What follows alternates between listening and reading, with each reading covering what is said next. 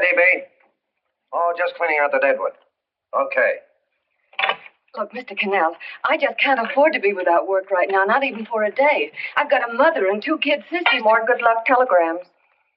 Well, you know how it is. I've just got to keep on working, see? Sorry, sister. I was sent down here to clean house. I told you I can't use your column anymore. It's lavender and no lace. Send those other people in. I'll tell you what I'll do. I get $30 a week. I'll take 25, 20 if necessary. I'll do anything you say. It isn't the money. We're after circulation. What we need is fireworks. People are going to hit with sledgehammers. Start arguments. Oh, I can do that. I know this town inside out. Oh, give me a chance, All right, please. come in. Cashier's got your check. Who are these people? Gibbs, Foley, Cunningham, Giles. Hey, your sister. Don't forget to get out your last column before you pick up your check.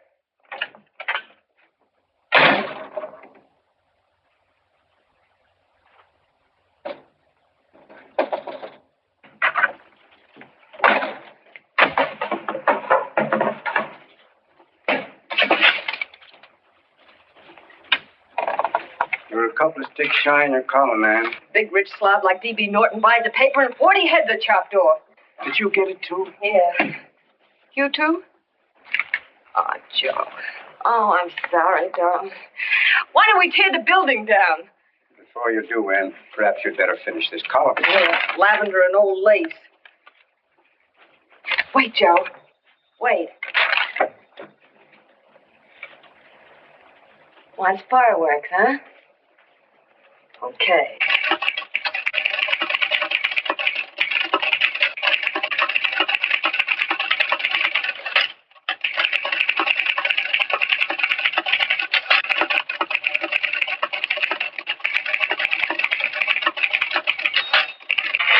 Here. Below is a letter which reached my desk this morning. It's a commentary on what we laughingly call a civilized world. Dear Miss Mitchell, 4 years ago I was fired out of my job. Since then I haven't been able to get another one. At first I was sore at the state administration because it's on account of the slimy politics here we have all this unemployment. But in looking around, it seems the whole world's going to pot. So in protest, I'm going to commit suicide by jumping off the City Hall roof. Signed, a disgusted American citizen, John Doe. Editor's note, if you ask this column, the wrong people are jumping off the roofs. Hey, Ann, this is the old Fakeroo, isn't it? Never mind that, Joe. Go ahead. Oh, sorry, Goodbye.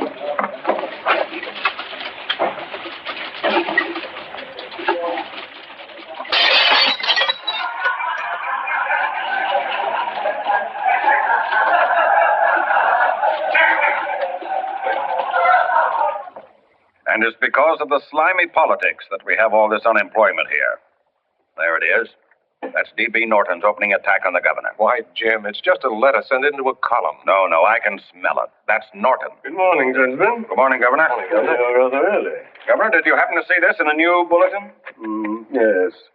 I had it served with my breakfast this morning. Jim thinks it's D.B. Norton at work. Of course it is. Oh, come, Jim. That little item, D.B. Norton does things in a much bigger way. This is his opening attack on you, Governor. Take my word for it. What did he buy a paper for? Why did he engage a high-pressure editor like Cannell for? He's in the oil business. I tell you, Governor, he's after your scalp. All right, Jim, all right. Don't burst a blood vessel. I'll look into it. You get me Spencer of the Daily Chronicle, please? Yes, I saw it, Governor.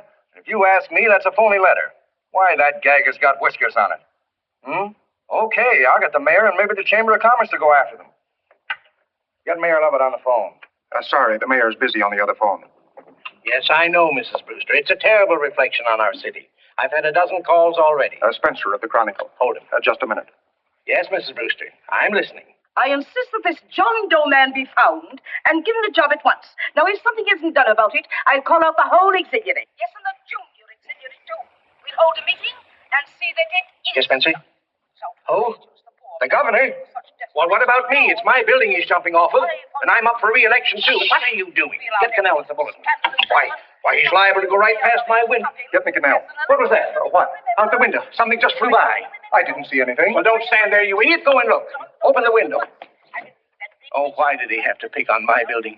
Is there a crowd in the street? No, sir. Then maybe he's caught on a ledge. Look again.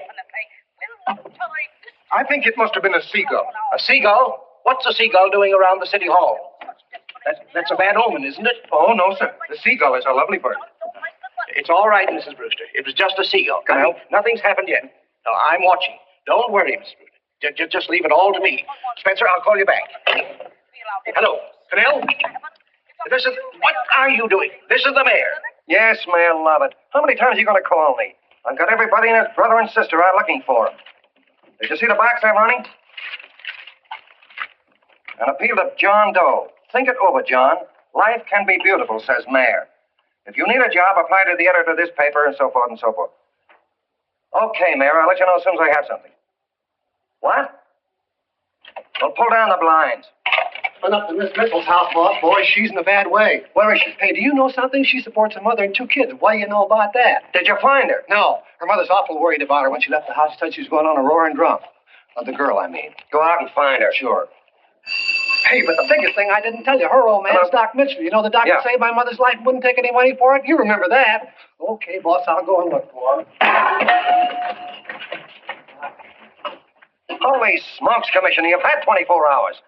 Okay, Hawkshaw, grab a pencil. Here it is again. About 5'5", brown eyes, light chestnut hair, and as fine a pair of legs as ever walked into this office. Did you want to see me? No.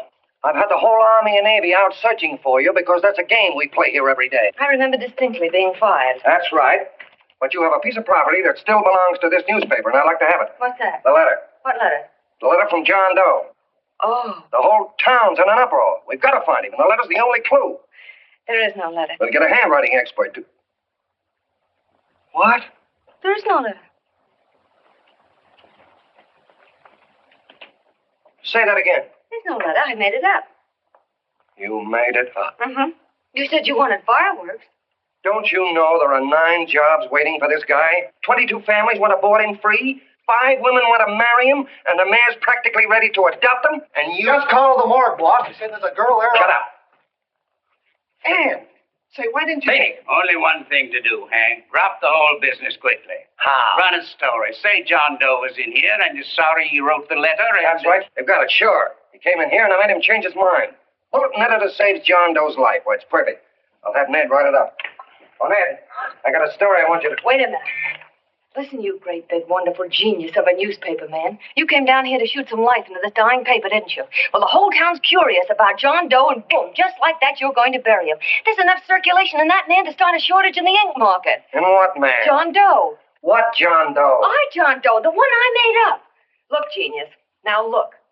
Suppose there was a John Doe and he walked into this office. What would you do? Find him a job and forget about the whole business, I suppose, huh? Not me. I'd make a deal with him. A deal? Sure, when you get hold of a stunt that sells papers, you don't drop it like a hot potato. Well, this is good for at least a couple of months. You know what I'd do? Between now and, let's say, Christmas when he's going to jump, I'd run a daily on.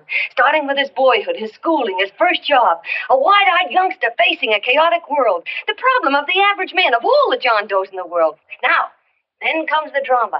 He meets discouragement. He finds the world his feet of clay. His ideals crumble. So what does? He decides to commit suicide and protest against the state of civilization. He thinks of the river, but no, he has a better idea. The city hall. Why? Because he wants to attract attention. He wants to get a few things off his chest, and that's the only way he can get himself heard. So he writes me a letter, and I dig him up. He pours out his soul to me. And from now on, we quote, I protest by John Doe. He protests against all the evils in the world. The greed, the lust, the hate, the fear. All of man's inhumanity to man. Arguments will start. Should he commit suicide or should he not? People will write in pleading with him. But no, sir, John Doe will remain adamant. On Christmas Eve, hot or cold, he goes. See? Very pretty. Very pretty indeed, Miss Mitchell. But would you mind telling me who goes on Christmas Eve? John Doe. What John Doe? The one we hire for the job, you lunkhead. Wait a minute. Let me get this through this lame brain of mine. Are you suggesting we go out and hire someone to say he's going to commit suicide on Christmas Eve? Is that it? Well, you're catching on. Who, for instance? Anybody. Beanie'll do. Why, sure. Who, me? Jump off a... Oh, no, any time at Christmas. I'm superstitious.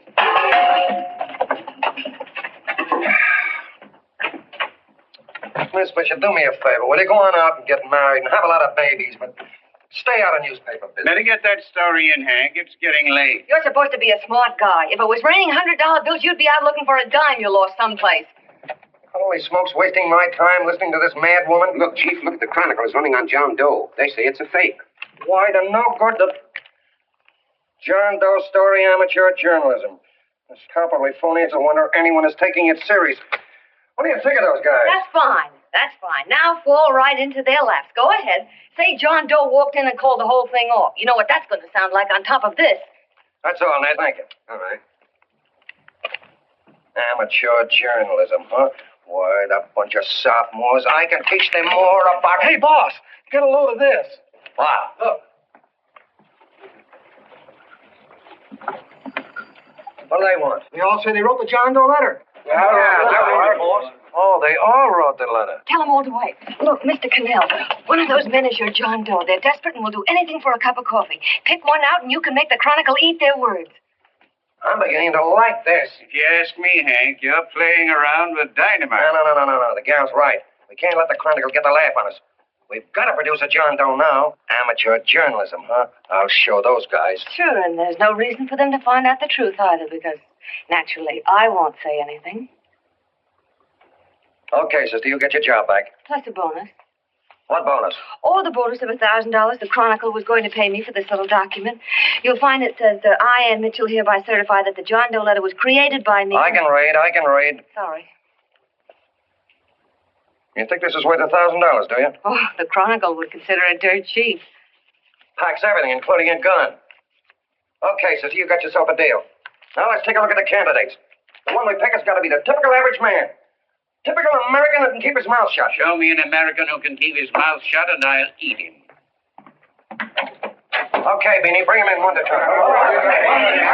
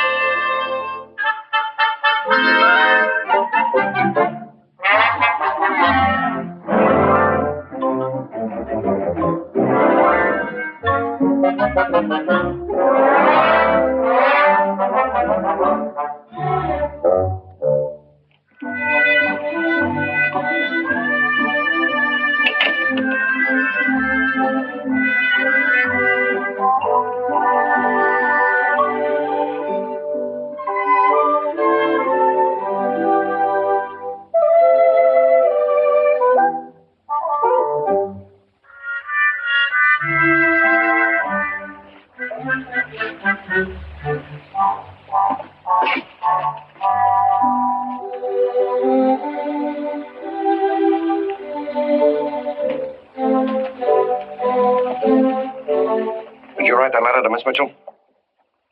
No, I didn't. What are you doing up here, then? Well, the paper says there were some jobs around loose. Thought there might be one left over. Had any schooling? Yeah, a little. What do you do when you work? I used to pitch. Baseball? Yeah, so my wing went bad. Where'd you play? Bush leagues, mostly. How about family? Got any family? No. Oh, just traveling through, huh? Yeah, me and a friend of mine. He's outside. Looks all right. He's perfect, a baseball player. What could be more American? Wish he had a family, though. Be less complicated without a family. Look at that face. It's wonderful. They'll believe him. Come on. What's your name? Willoughby. John Willoughby. Long John Willoughby, they called me in baseball. Would you like to make some money? Yeah, maybe. Would you be willing to say you wrote that letter and stick by it? I get the idea. Yeah, maybe. That's our man. He's made to order. No. He don't seem like the kind of a guy that'd fall in line. When you're desperate for money, you do a lot of things, Mr. Cannell. He's our man, I tell you. He's fainted. Get the water quickly. Hurry up, Pop. Oh. All right, you sit down. You all right? Yeah, I'm all right. How many is that, 6?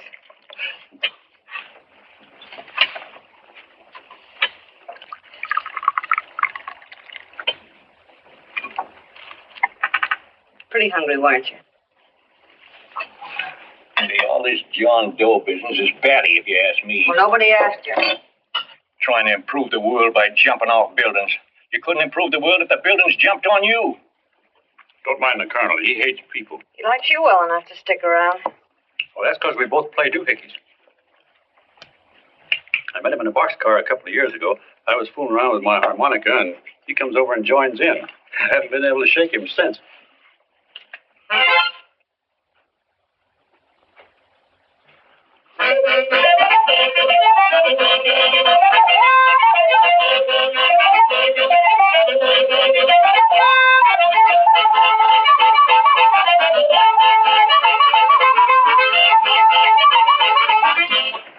All right, boys, here he is. No, you can't take pictures of him like that, eating a sandwich and with a beard. But he's going to jump off a building. Yes, but not because he's out of a job. That's not news. This man's going to jump as a matter of principle. Well, maybe you're right. We'll clean him up and put him in a hotel room under bodyguards. We'll make a mystery out of him. Did you speak to Mr. Norton? Thinks it's terrific. Says for us to go the limit. Wants us to build a bonfire under every big shot in the state. Oh, swell. Is that the contract? Yeah.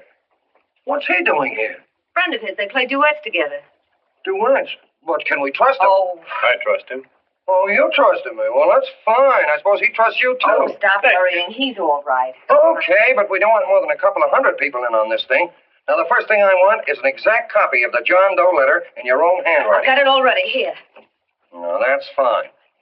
Now, I want you to sign this agreement. It gives us an exclusive story under your name, day by day, from now until Christmas. On December 26th, you get one railroad ticket out of town. And the Bulletin agrees to pay to have your lawn fixed. That's what you want, isn't it? Yeah, but it's got to be by Bonesetter Brown. Okay, Bonesetter Brown goes. Here, sign it. Meanwhile, here's $50 spending money. That's fine. Beanie? Yes, boss. Take charge of him. Get him a suite at the Imperial and hire some bodyguards. He had some new clothes, Beanie. You think we better have him to Laos? Yeah. Both of them? Yes, both of them, but don't let them out of your sight. Hey, Beanie, spray soon, huh? Yeah. Okay, fellas.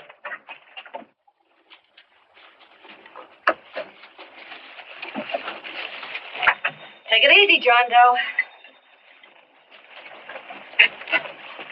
And you start pounding that typewriter. Oh, boy, this is terrific. No responsibilities on our part, just statements from John Doe, and we can blast our heads off. Before you pop too many buttons, don't forget to make out that check for $1,000. Okay, fellas. Now, let me see. You sit outside the door. Nobody comes in. So you two fellas sit in here. Hey, pretty nifty, huh? You ain't gonna get me to stay here. Sure you are. No, sir. That spot under the bridge where we slept last night's good enough for me. Say, what'll I do with this baggage? I'll stick him in the bedroom. Give me mine. I ain't staying. You know, we were headed for the Columbia River country before all this John Doe business came up. You remember that, don't you? Sure, I remember. Say, your ears popped coming up in the elevator. Mine did. All along, John. I tell you, it's no good. You're going to get used to a lot of stuff that's going to wreck you. Why, that $50 in your pocket's beginning to show up on you already. And don't pull that on me, neither. Stop worrying, Colonel. I'm going to get my arm fixed out of this. Hey, here's some cigars the boss sent us. Have one. Hey, Help cigar. yourself. No.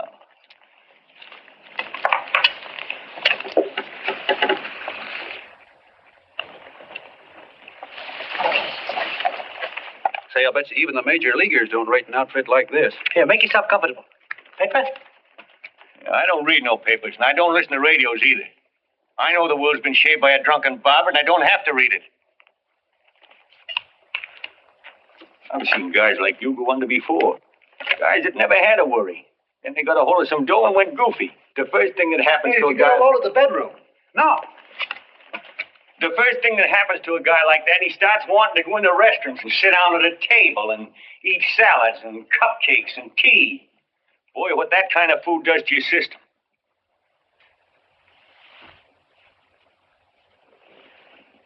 The next thing the dope wants is a room. Yes, sir, a room with steam heat and curtains and rugs. And before you know it, he's all softened up and he can't sleep unless he has a bed.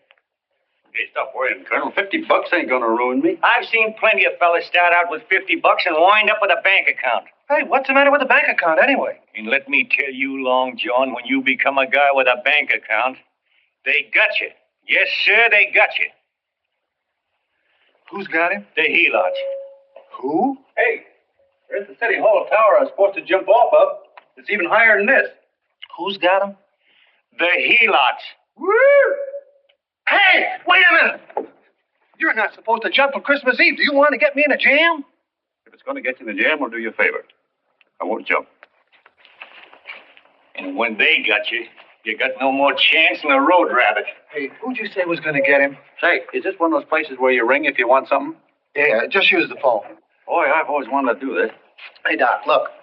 Look, Doc. Give me that again, will you? Who's going to get him? The helots. Who are they? Listen, sucker, you ever been broke? Sure, mostly often. All right. You're walking along. Not a nickel in your jeans. You're free as the wind. Nobody bothers you. Hundreds of people pass you by in every line of business.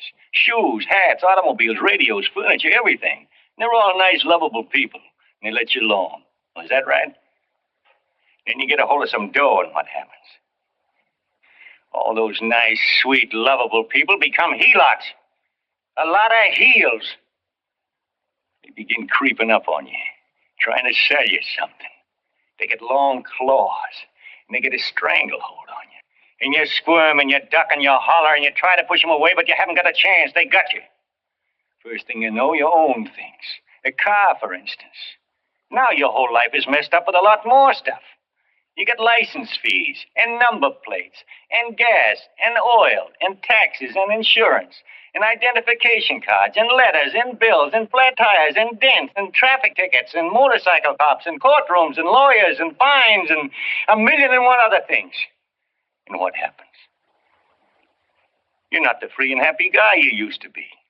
You got to have money to pay for all those things. So you go after what the other fellas got. And there you are.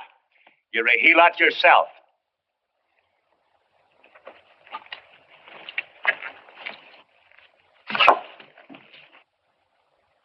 You win, Colonel. Here, take the 50. Go out and get rid of it. You bet I will, just as fast as I can. I'm going to get some canned goods, a fishing rod, and the rest I'm going to give away. Give away? Hey, get me a pitcher's glove. I got to get some practice. Say, he's giving it away. I'm going to get me some of that. Hey, come back here, you helot. Will you send up 5 hamburgers with all the trimmings, 5 chocolate ice cream sodas, and 5 pieces of apple pie? No, apple with cheese. Yeah, thanks.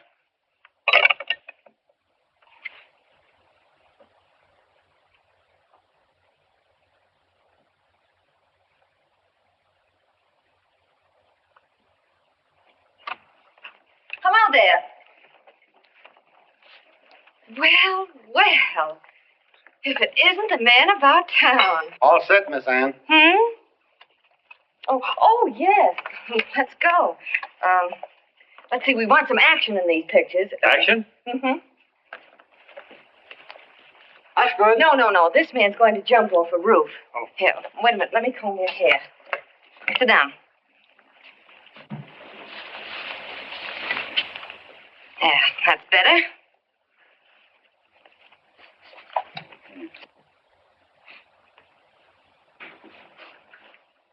You know, he's got a nice face, hasn't he? Yeah, he's pretty. Here, sit down. Quiet, egghead. All right, now a serious expression. Can't. I'm feeling too good. Oh, come on now. This is serious. You're a man disgusted with all of civilization. With all of it? Yes, you're sore at the world. Come on now. Oh, crabby guy, huh? Yeah. No.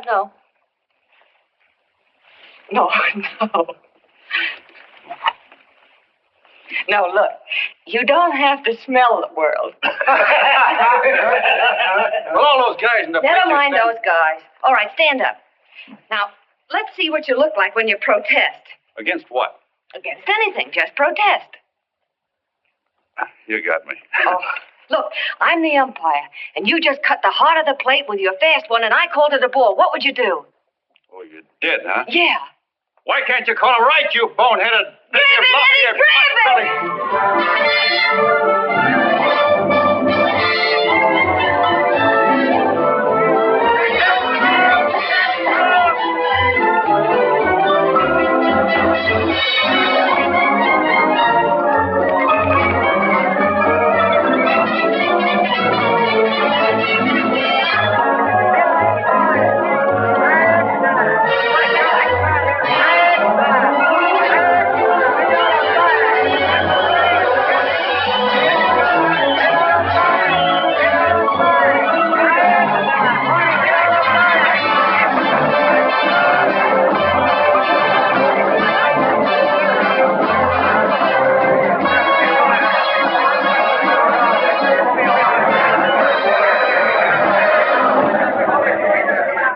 don't care whose picture they're publishing. I still say that this John Doe person is a myth, and you can quote me on that. And I'm going to insist on his being produced for questioning. You know as well as I do that this whole thing is being engineered by a vicious man with a vicious purpose, Mr. D.B. Norton.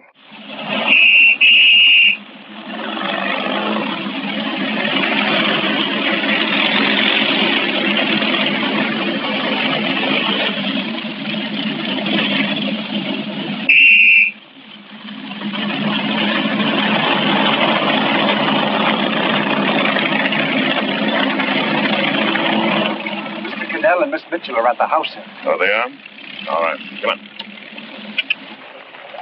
Personally, I think it's just plain stupidity to drop it. Now, you should see his fan mail. Thousands. Why, it's going over like a house afire. What are you afraid of, Canal? It's doubled our circulation. Yeah, but it's got everybody sore. Ads are being pulled. The governor's starting a libel suit. What's more, they all know John Doe's a phony, and they insist on seeing Well, what about it? Let them see him. We'll go on one better. They can also hear him. You own a radio station, Mr. Norton. Why not put him on the air? Watch out for this dame DB. She'll drive you batty. Oh, Look, we can't let him get to this Bush League pitcher and start popping him. Good night. Now tell him what that screwball might do. I walk in yesterday, here he is, standing on a table with a fishing pole, fly casting. Take my advice and get him out of town before this thing explodes in our faces. If you do, Mr. Norton, you're just as much of a dumb cluck as he is. Excuse me. No, you got yourself a meal ticket and you hate to Sure, let it's go. a meal ticket for me, I admit it, but it's also a windfall for somebody like Mr. Norton who's trying to crash national politics. That's what you bought the newspaper for, isn't it? You want to reach a lot of people, don't you? Well, put John Doe in the air and you can reach 130 million of them. He can say anything he wants and they'll listen to him. All right, we'll forget the governor and the mayor and all the small fry like that. This can arouse national interest. If he made a hit around here, he can do it every place else in the country. And you'll be pulling the strings, Mr. Norton. Go down to the office and arrange for some radio time. What, DB, you're not going to fall. As soon as possible. Okay. I just came in to get warm myself. Come on, let's go. Don't you go. I want to talk to you.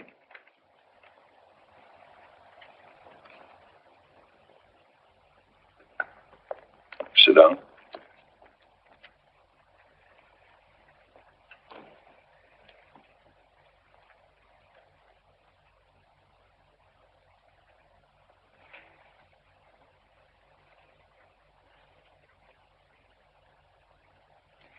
Hey, this John Doe idea was yours, huh?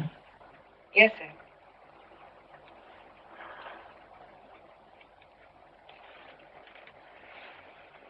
How much money do you get? $30. $30. Well, what are you after? I mean, what do you want? A journalistic career? Money. Money? Well, I'm glad to hear somebody admit it. Do you suppose you could write a radio speech that would put that fellow over? Oh, I'm sure I can. Do it, and I'll give you $100 a week. $100? That's only the beginning. You play your cards right, and you'll never have to worry about money again. Oh, I know it. Hello. Hello. Whenever there's a pretty woman around. This is my nephew, Ted Sheldon, Miss Mitchell. How do you do? How do you do? All right, Casanova, I'll give you a break. See that Miss Mitchell gets a car to take her home. Always reading my mind, aren't you? Thank you very much for everything. And Miss Mitchell, I think from now on you'd better work directly with me. Yes, sir.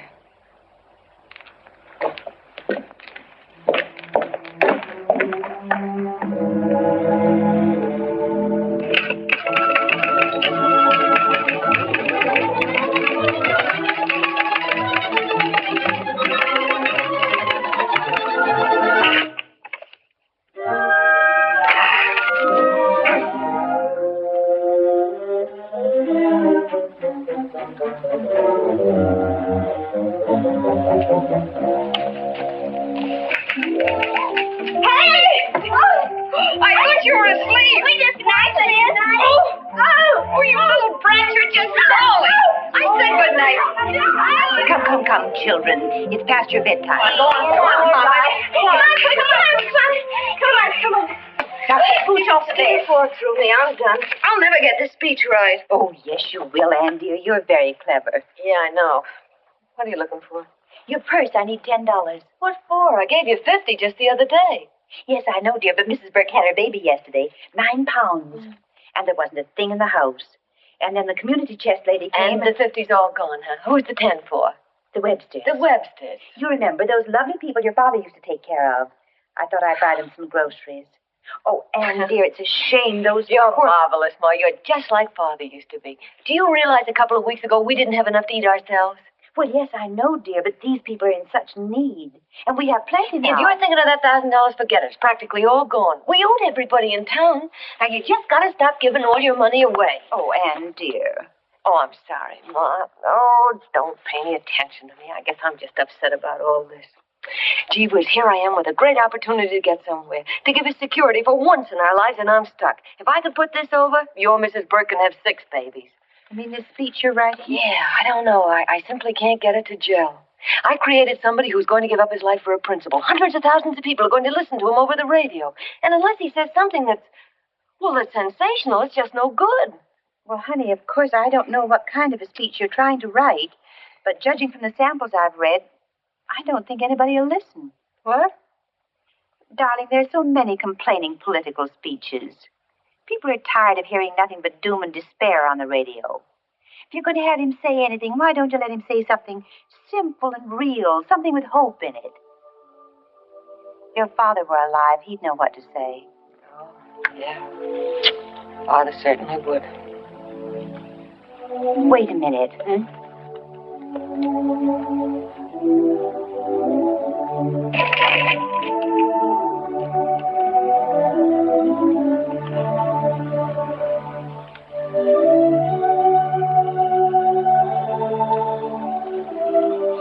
That's your father's diary, Anne. Father's... I never knew he had a diary. There's enough in it for 100 speeches. Things people ought to hear nowadays. You be careful of it, won't you, dear? It's always helped to keep your father alive for me. You bet I will, Ma.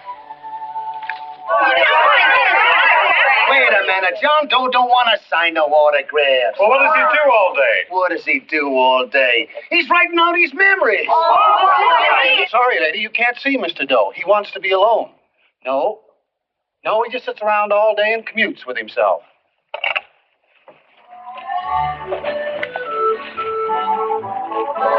Oh!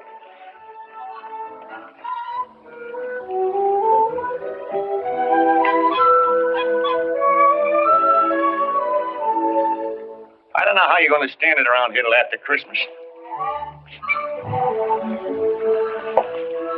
I'll bet you ain't heard a train whistle in 2 weeks.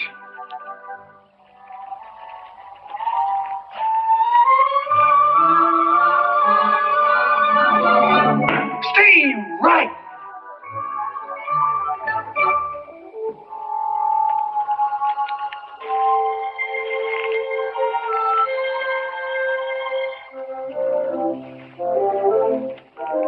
I know why you're hanging around.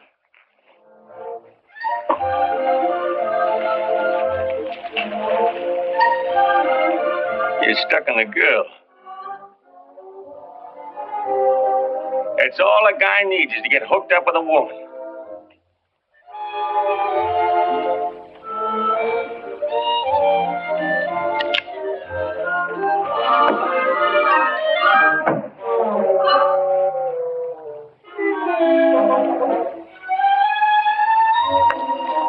What was that, a single? First baseman dropped the ball. Butterfingers! Tough luck, pal.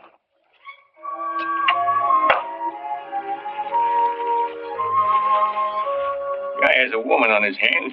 First thing he knows, his life is balled up with a lot more things. Furniture.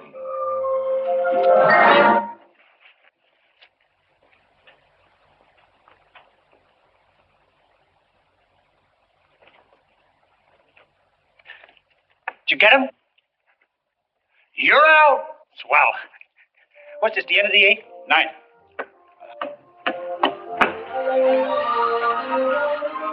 Hey, Beanie, there's a couple of mugs in the Chronicle snooping around out here. Ah! Come on, Angel Face. Gangway. What's the score, Angel Face? 3-2, off paper. Gee, that's great.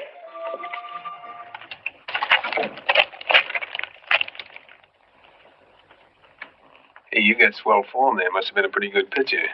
Pretty good. Say, I was just about ready for the major leagues when I chipped a bone in my elbow. I got it pitching a 19-inning game. 19? Yeah. There was a major league scout there watching me, too. And he came down after a game of the contract. You know what? I couldn't lift my arm to sign it. I'll be okay, though, as soon as I get it fixed up. It's too bad. What do you mean, too bad? Huh? Oh, that you'll never be able to play again. What are you talking about? I just told you I was going to get... Well, you know how they are in baseball if a guy's mixed up in a racket. Racket? What do you mean? Well, I was just thinking about this John Doe business. Why, as soon as it comes out it's all a fake, you'll be washed up in baseball, won't you? Yeah. Doggone. I never thought about that.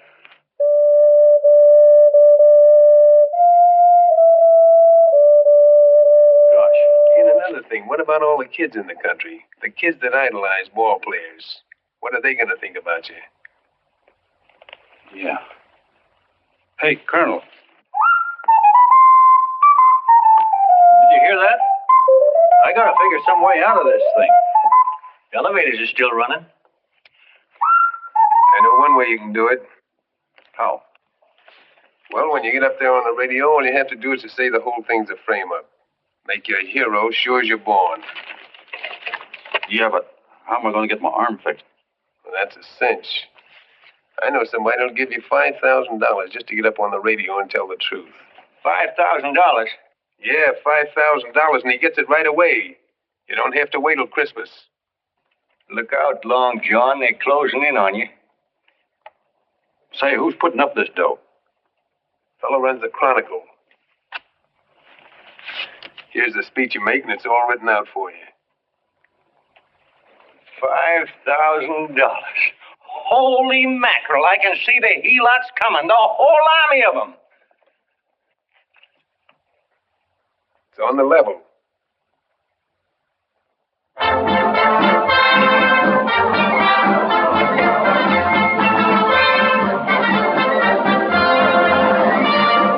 No, I'm sorry. Tickets for the broadcast are all gone. Phone the bulletin. Sorry, no more tickets left.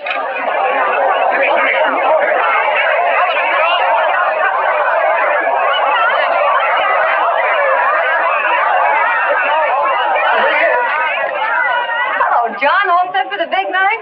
Swell. Turn around. One moment. Now stand still. Hold it, Mr. Doe. A big smile, Mr. Doe. Okay, Jeannie, that's all. Take him out. Now, look, John, here's the speech. It's in caps and double spaced. You won't have any trouble reading it. Not nervous, are you? No. Of course not. He wouldn't be. Who? John Doe, the one I met. Hey, don't let your knees rattle. It picks up on the mic. Oh, Beanie. You needn't be nervous, John. All you have to remember is to be sincere. Pick up that phone, Miss Mitchell. It's for you. Okay. Hello? Yes, Mother. Oh, thank you, darling. Oh, there he is, the poor dear man. Oh, good luck to you, Mr. Doe. We want you to know that we're all for you. The girls are all decided that you're not to jump off any roof. We'll stop it. You got the speech I gave you? Yeah. Now, look, I'll give this money to the colonel just as soon as you get started.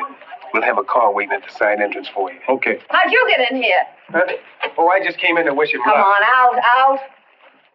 Mother says good luck, too. John, when you read that speech, please believe every word of it. He turned out to be a wonderful person, John. Who? John Doe, the one in the speech. Oh. You know something? I've actually fallen in love with him. All right, there he is, sister. Now, come on, plenty of room. What's the idea? No, that's too much. That's not so much. Come on, that's it. Oh, this is no time for cheap publicity, Mr. Cannell. Listen, if that guy lays an egg, I want to get something out of it.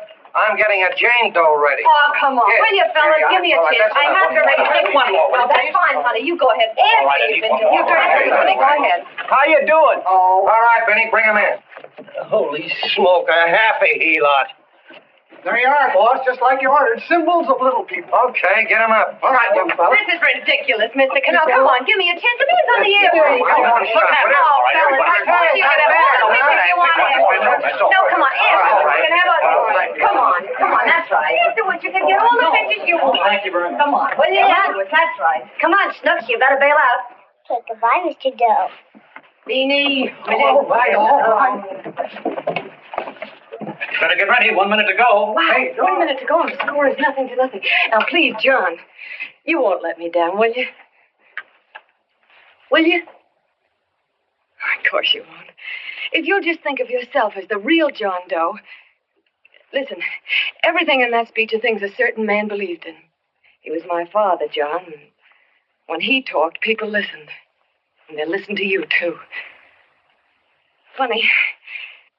You know what my mother said the other night? She said to look into your eyes, that I'd see Father there. Hey, what do you say? Okay, we're coming. Come on. Now listen, John, you're a pitcher. Now get in there and pitch. Good luck. Give him room, let him through. Come on.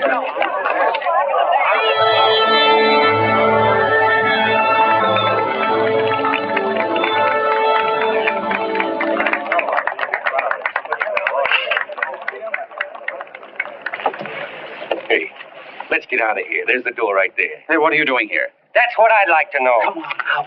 Hey, he's a friend of mine. Never mind, let him alone. He's all right. I'll be right over there pulling for you. No, John, over here.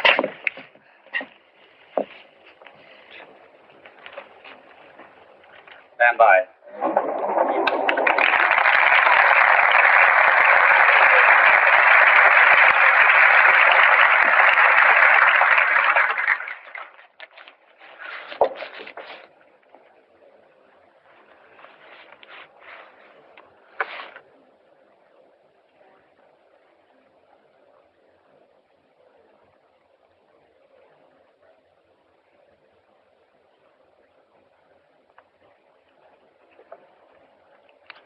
Phone the Chronicle. Tell them to start getting those extras out.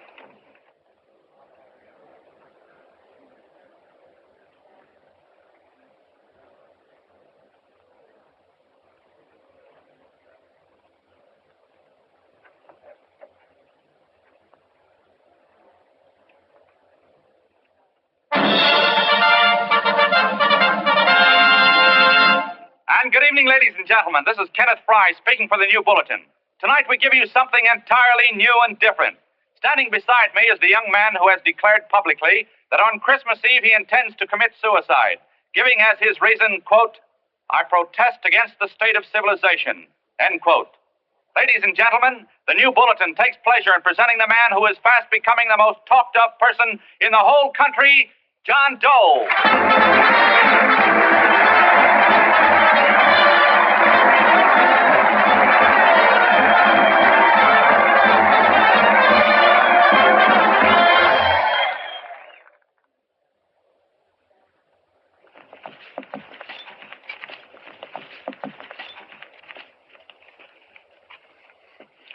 Ladies and gentlemen, I am the man you all know as John Doe. I took that name because it seems to describe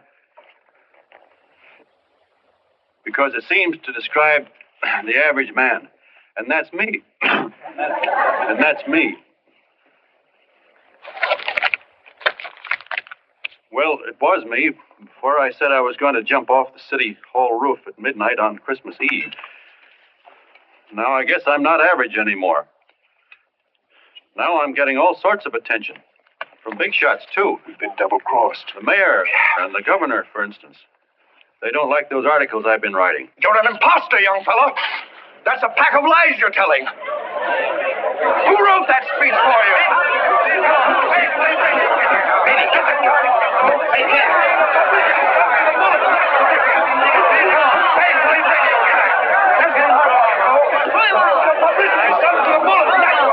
Spencer.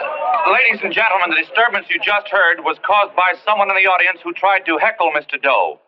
The speech will continue.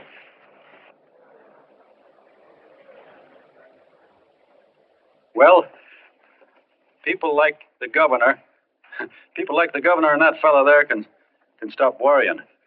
I'm not going to talk about them. I'm going to talk about us, the average guys, the John Does. If anybody should ask you what the average John Doe is like, you couldn't tell him because he's a million and one things. He's Mr. Big and Mr. Small. He's simple and he's wise. He's inherently honest, but he's got a streak of larceny in his heart. He seldom walks up to a public telephone without shoving his finger into the slot to see if somebody left a nickel there.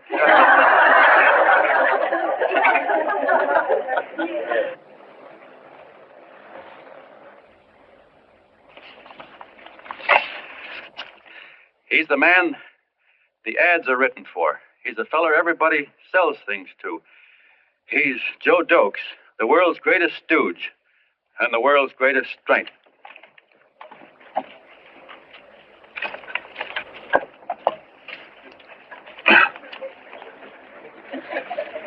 Yes, sir. Yes, sir, we're a great family, the John Does. We are the meek who are supposed to inherit the earth. You'll find us everywhere. We raise the crops, we dig the mines, work the factories, keep the books, fly the planes, and drive the buses. And when a cop yells, "Stand back there, you," he means us, the John Does. Well, what kind of a speech is that? Didn't you read it? We've existed since time began. We built the pyramids. We saw Christ crucified, pulled the oars for Roman emperors, sailed the boats for Columbus, retreated from Moscow with Napoleon, and froze with Washington at Valley Forge. Yes, sir. We've been in there dodging left hooks since before history began to walk. In our struggle for freedom, we've hit the canvas many a time, but we always bounce back because we're the people, and we're tough.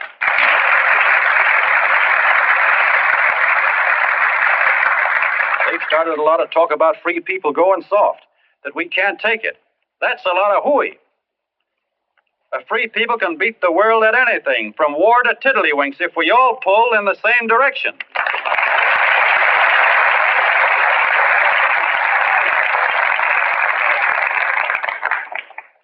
I know a lot of you are saying, "What can I do? I'm just a little punk. I don't count." Well, you're dead wrong. The little punks have always counted, because in the long run, the character of a country is the sum total of the character of its little punks.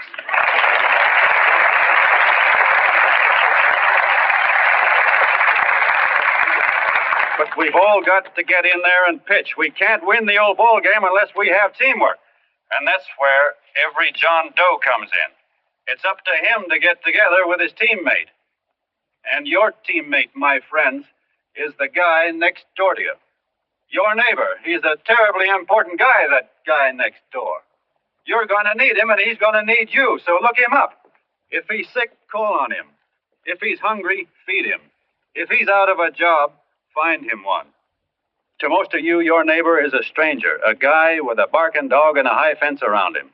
Now, you can't be a stranger to any guy that's on your own team. So tear down the fence that separates you.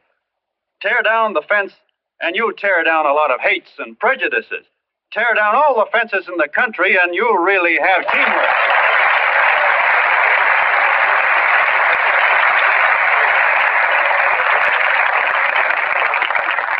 I know a lot of you are saying to yourselves, "He's asking for a miracle to happen. He's expecting people to change all of a sudden."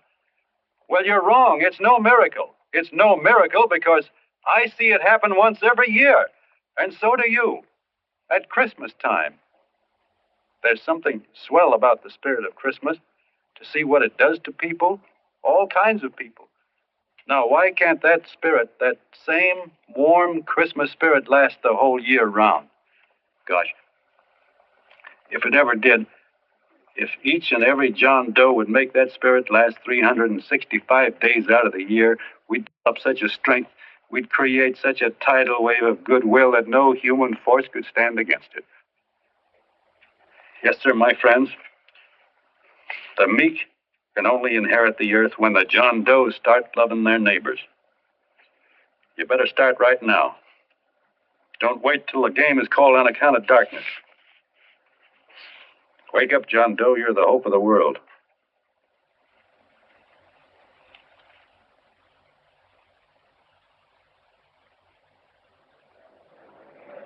John, you're going wonderful.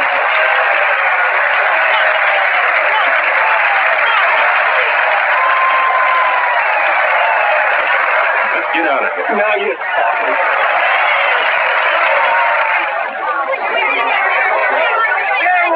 He lost after me. Yeah, I had to grab bad dog. Hey!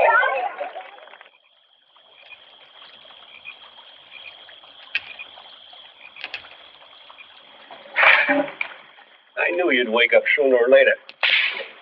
Boy, am I glad we got out of that mess. I had the $5,000 sewed up. Could have been on my way to old Doc Brown. You're a pitcher, John, she says. Now, go in there and pitch. What a sucker. Yeah, she's a heel-lot just like the rest of us. Lucky you got away from her. What was I doing up there making a speech anyway? Me, huh? Geez, the more I think about it, the more I could... Tear down all the fences. Why, if you tore one picket off your neighbor's fence, he'd sue you. $5,000 had it right in my hand. What do you mean he ran away? We'll go after him, find him. That man is terrific.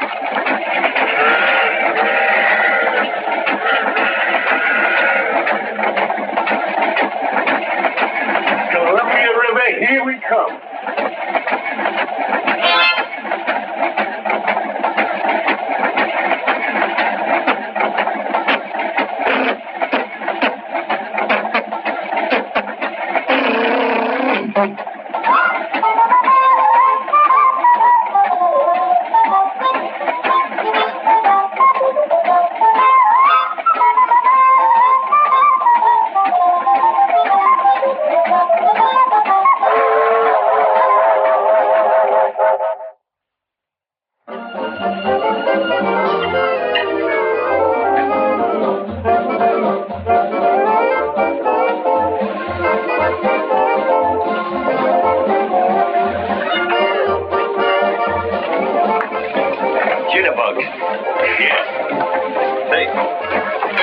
What do we got left? 4 bits. Better make it donuts, huh?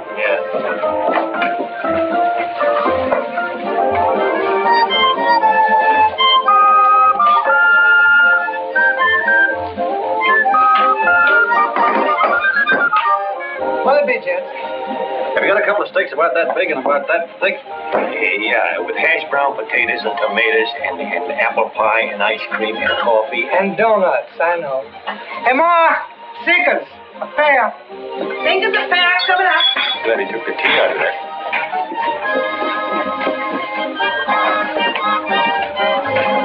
Hey, look. Join the John Doe Club. John Doe Club.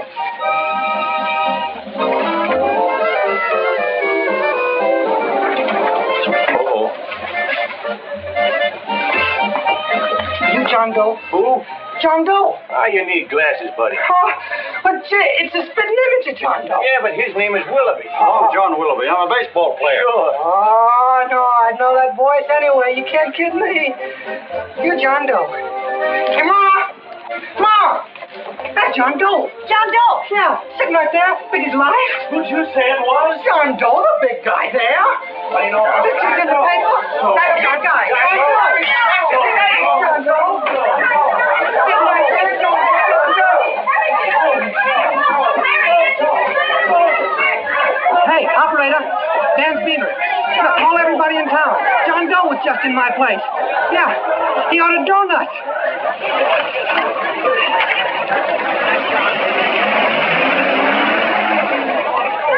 John Doe. Let's see John Doe. Come on. John Doe. We're all neighbors. And my office is packed like a sardine box. What does John Doe look like, Mr. Mayor? Oh, he's one of those great big outdoor type men. No, you can't see him. You didn't vote for me the last time. Shame on you. What are you doing there? Get off my front porch anyhow. Mr. Norton come yet? Oh, well, I wonder where he's at. What's keeping him? He should have been here 15 minutes ago. Oh, there he comes now. Now, everybody on your dignity.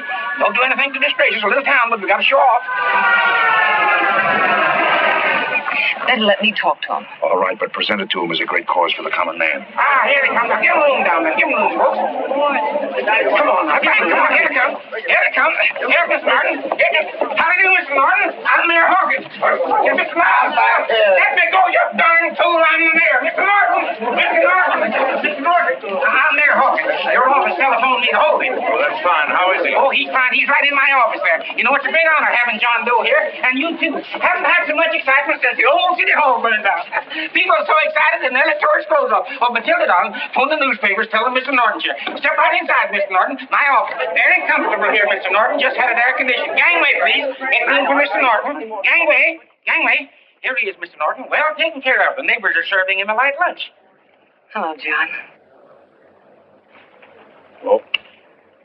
Mr. Mayor, if you don't mind, we'd like to talk to him alone. Why, certainly, certainly. All right, everybody. Clear out. But you go. All right, quickly now. Come on. Come on. That's it. All right. Don't argue with me here. Wait till we get home. Don't you push me around like that. Even though I'm your wife, you can't push me around. Look, Mr. Norton, I think you got a lot of nerve having those people hold us here. There's nobody holding you here, Mr. Doe. It's only natural There's nobody holding us here. Let's get going. Incidentally, my name isn't Doe. It's Willoughby. Look, John, something terribly important's happened. They're forming John Doe clubs. We know of 8 already, and they say that there's John Doe clubs? What for? Mm-hmm. To carry out the principles you talked about in your radio speech. I don't care what they're forming. I'm on my way, and I don't like the idea of being stopped either. Oh, but you don't know how big this thing is. You should see the thousands of telegrams we've received and what they're saying about you. Look, it started as a circulation stunt, didn't it? Well, you got your circulation. Now, why don't you let me alone? Oh, it started as a circulation stunt, but it isn't anymore. Mr. Norton wants to get back of it and sponsor John Doe clubs all over the country. He wants to send you on a lecture tour. Me? Uh-huh. Well, certainly. With your ability to influence people, it might grow into a glorious movement. Say, let's get something straight here. I don't want any part of this thing. If you got an idea I'm going around lecturing at people, why, you're crazy. Baseball's my racket, and I'm sticking to it. Come on, Colonel, let's get out of here. John, please. I just got rid of one crowd. But please, Mr. Mayor, tell him the John Doe Club wants to talk to him. Let them in, Mr. Mayor. Let them come in. Okay, folks, but remember your manners. No stampeding. Walk slow, like you do when you come to pay your taxes.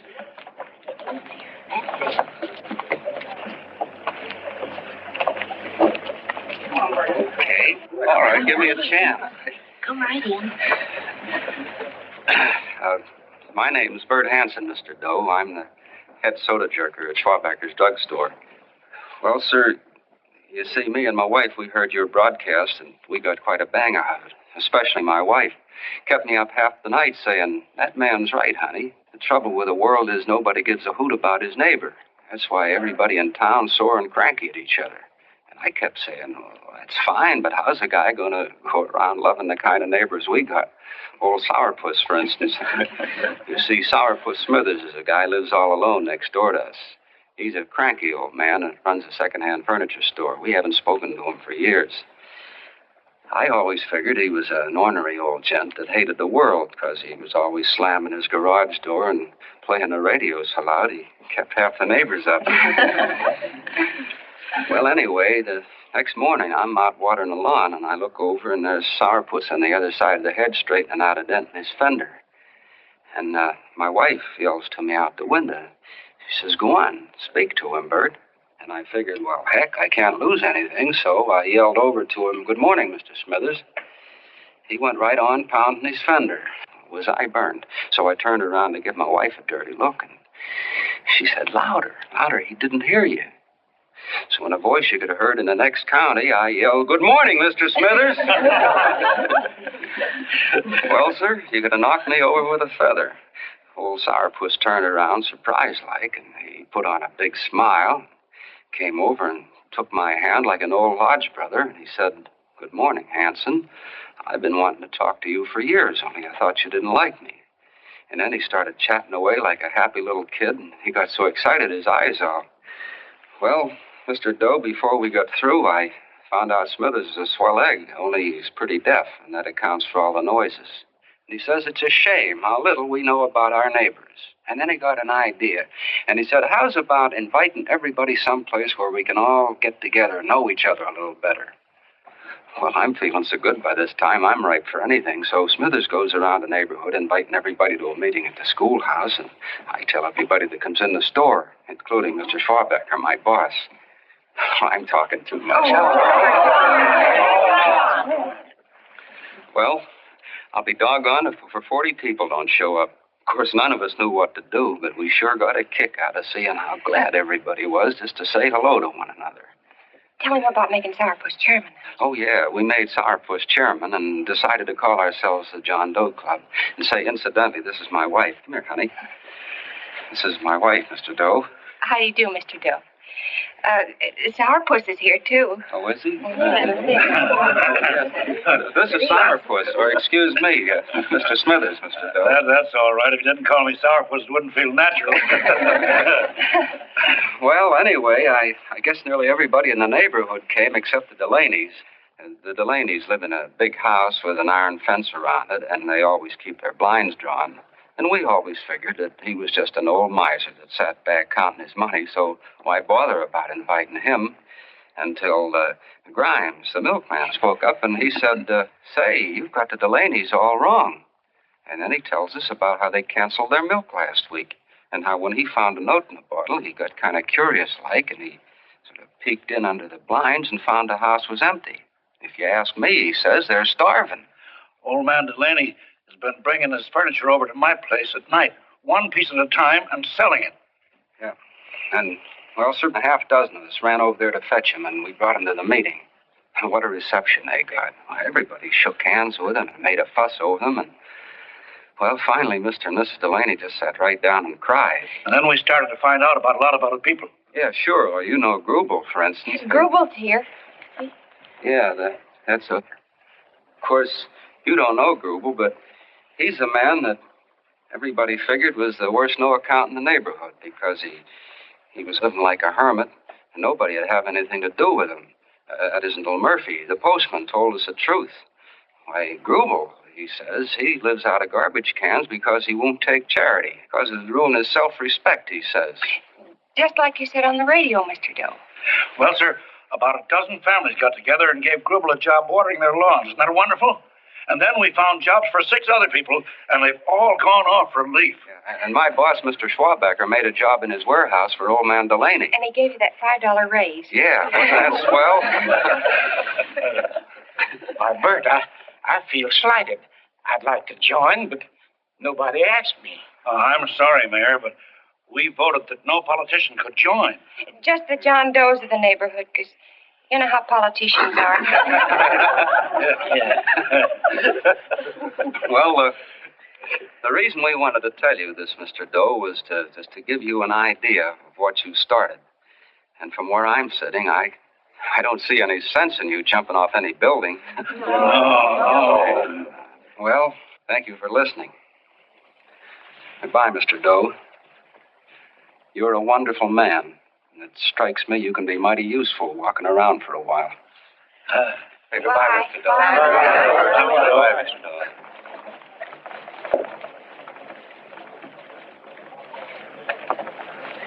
I'm Mrs. Delaney, Mr. Doe. And God bless you, my boy.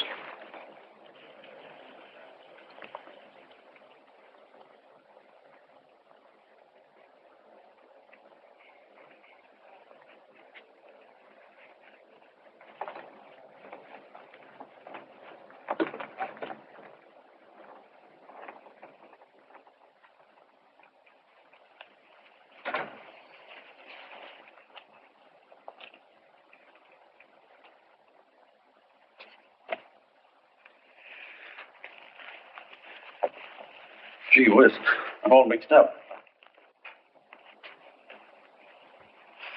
I don't get it. Look, all those swell people think I'm going to jump off a building or something. I never had any such idea. Gosh.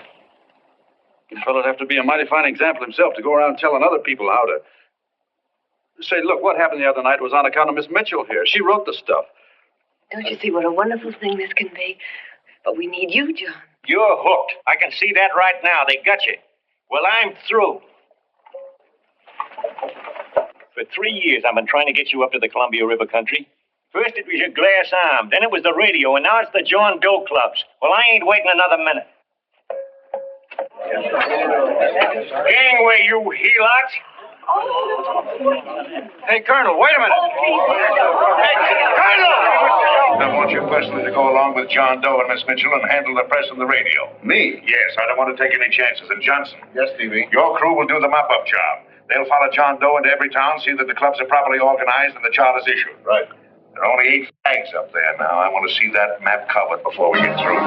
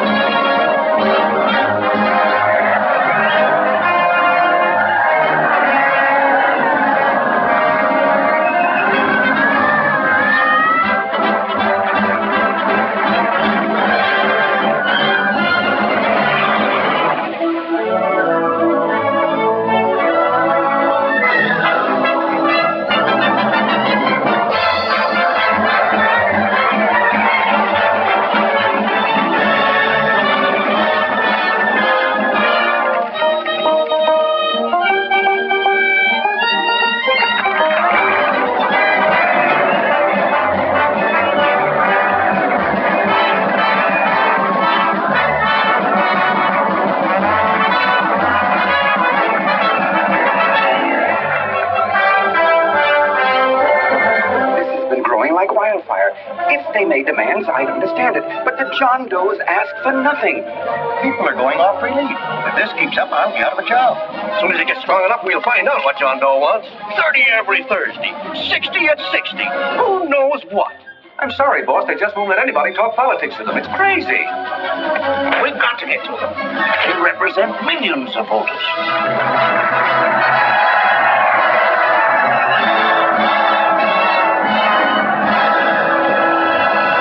I tell you, ladies and gentlemen, this thing has been nothing short of a prairie fire. We've received so many applications for charters to the John Doe clubs, we haven't been able to take care of them. I'd hate to have that many pins stuck in me. This John Doe convention is a natural. It's going to put our city on the map. By over 2,400 John Doe clubs are sending delegates. Can you imagine that? You, Mr. Mayor, will be the official host. You will make the arrangements for decorating the city, parades, and a reception for John Doe when he gets home. And don't wear your high hat. No high hat? No high hat. And from you, Cannell, I want a special John Doe edition every day until the convention is over. And now, if you will, please step into the outer office and look your prettiest because there are photographers there to take pictures of this committee. Don't worry, Libby. Everything will be taken care of. Isn't it all too wonderful? Gather down here in a nice group and I'll get a nice rug. Oh, Mr. Mayor, would you step down in front row, please? You ladies get close to him. That's it. Well, I don't get it. Get what? Look, DB, I'm supposed to know my way around. This John Doe movement has cost you a fortune. Now, this convention is going to cost plenty. Well? Well, I'm stuck with 2 and 2, and I'm a sucker if I can make 4 out of it. Where do you come in? You'll have the satisfaction of knowing that my money has been spent for a worthy cause. I see. I better stick to running the paper, huh? I think maybe you better had. And Cannell, I'd like to have the John Doe contract, all the receipts for the money we advanced him with the letter Miss Mitchell wrote, for which I gave her $1,000. Yes, sure. Well, we leave for the airport. Half an hour. Is that Johnny boy's room? Better hustle him up. He's ready on time. He's packing. Ah, good. Did you see his picture on the cover of Time? Yeah. I gotta give you credit, Annie girl. I've handled a good many big promotions in my time. Everything from a World's Fair to a channel swimmer. But this one has certainly got me spinning. And now a John Doe convention. Wow. Say, if you could only get him to jump off the City Hall roof on Christmas Eve, I'd guarantee you 500,000 people there. Charlie. Huh? What do you make of him? Oh, Johnny boy? Well, I don't know what angle you want, but I'll give it to you quick. Number 1, he's got great yokel appeal, but he's a nice guy. Number 2, he's beginning to believe he really wrote that original suicide letter that you made up. Number 3, he thinks that you're Joan of Arc or something. Yeah, I know. Number 4, well, you know what number 4 is. He's nuts about you. Yeah, it's running out of his ears. You left out number 5. We're all heels, me especially. Holy smoke. Come in.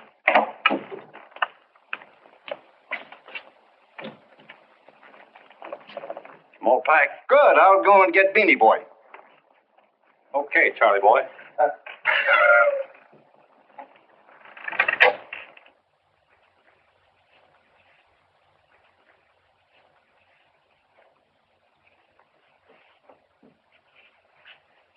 Can I help you pack? Oh, thank you.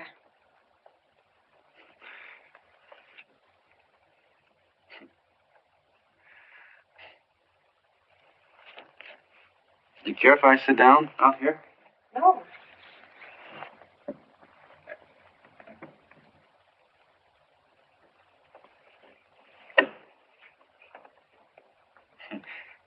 You know, I had a crazy dream last night. It was about you. About me.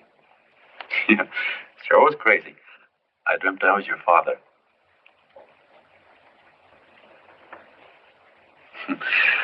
There was something I was trying to stop you from doing.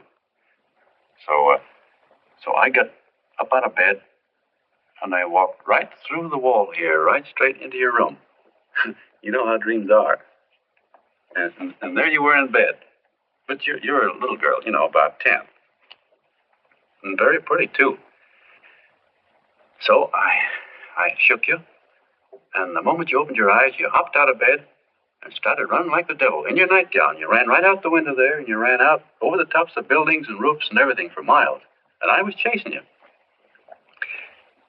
And all the time you were running, you kept growing bigger and bigger and bigger, and pretty soon you were as big as you are now, you know, grown up.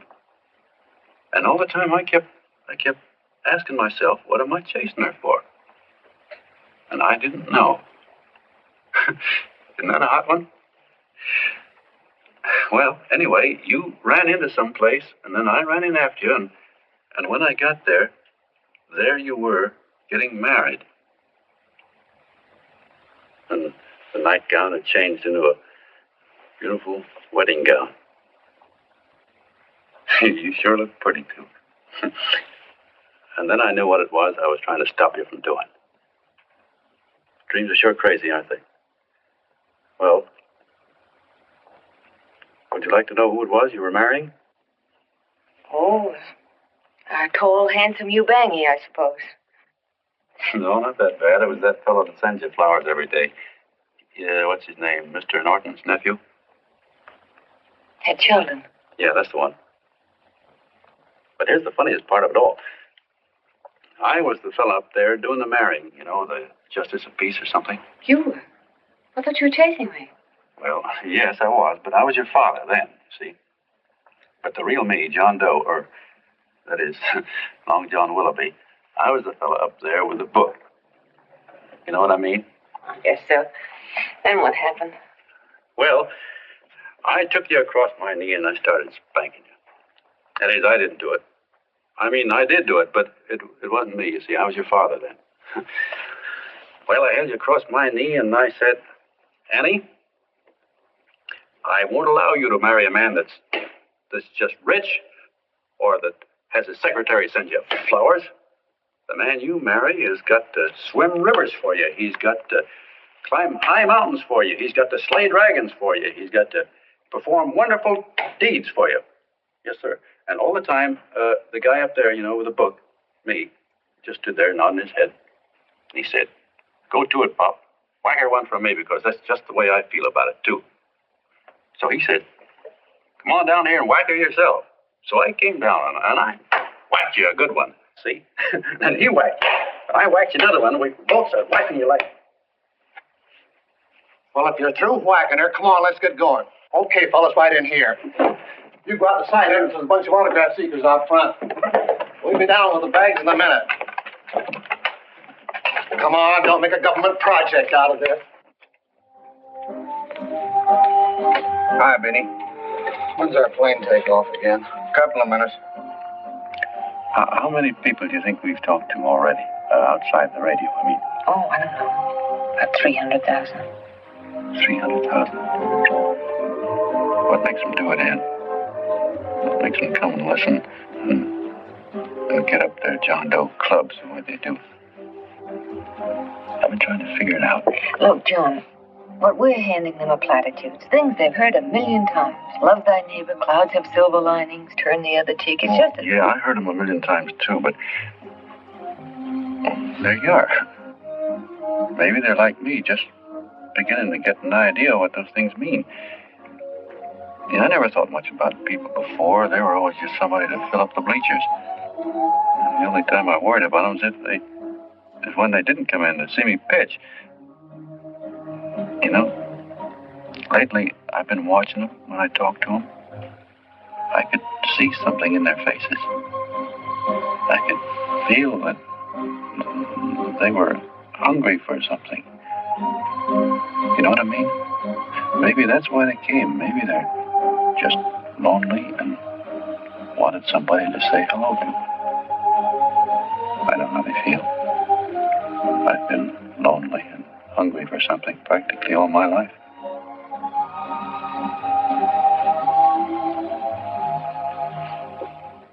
All aboard, folks. Yeah, that's true. Oh, somebody else sitting here? No, that's your seat. And this is your coat. Mine? A little token of appreciation.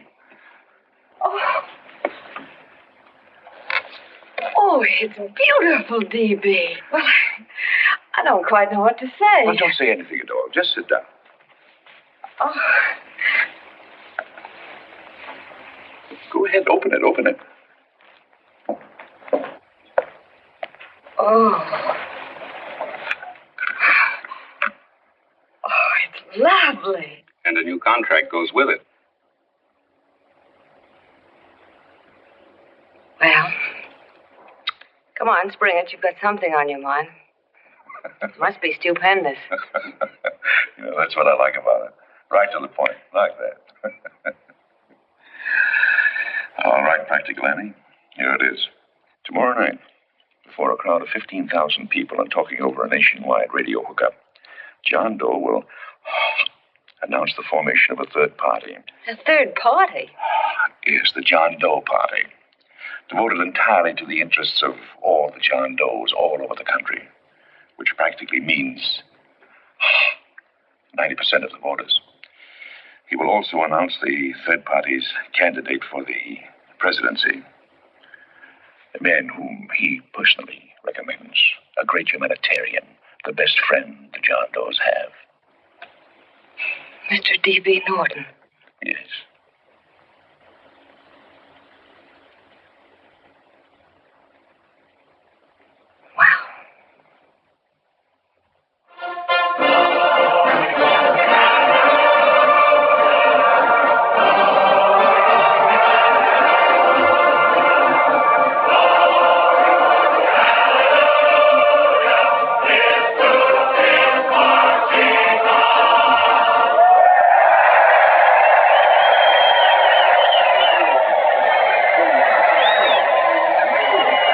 The opening of the convention is hours off. The delegates are already pouring into the ballpark by the droves, with lunch baskets, banners, and petitions asking John Doe not to jump off any roof. No matter how you look at it, it's still a phenomenal movie. These John Does, or the hoi polloi, as you've heard people call them, have been laughed at and ridiculed, but here they are, gay and happy, having traveled thousands of miles, their expenses paid by their neighbors, to come here to pay homage to their hero, John Doe. And in these days of wars and bombings, it's a hopeful sign that a simple idea like this can sweep the country. An idea based on friendliness, on giving and not taking, on helping your neighbor and asking nothing in return. And if a thing like this can happen, don't let any of your grumbling friends tell you that humanity is falling apart. This is John B. Hughes, signing off now and returning you to our main studio until 9 o'clock, when the convention will officially open. Oh, John, come in. Say, I'm it's raining out. That's all right. It's good to see you. Sit down. Thanks.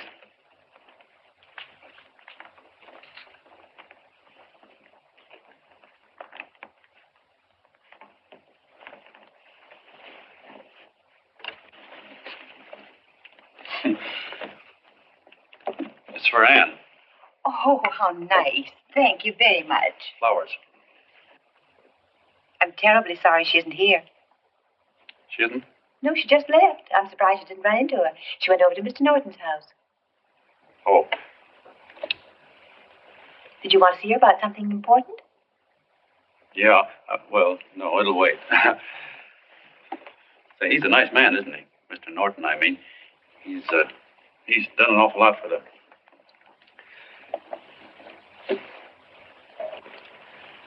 Well, say, my coat's pretty wet. I'm afraid I might have wet the couch a little.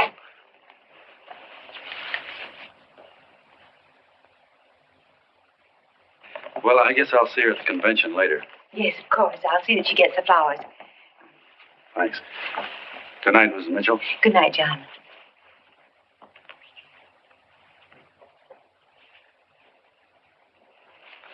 Say, Miss Mitchell, I'm kind of glad Anne isn't here. See, I came over here hoping to see her alone, and kind of hoping I wouldn't, too. You know what I mean? There was something I wanted to talk to her about. But, well, it'll wait, I guess. Good night. Good night, John. Say, look, Mrs. Mitchell, have you ever been married? Oh, I'm sure you have. Gosh, that's pretty silly.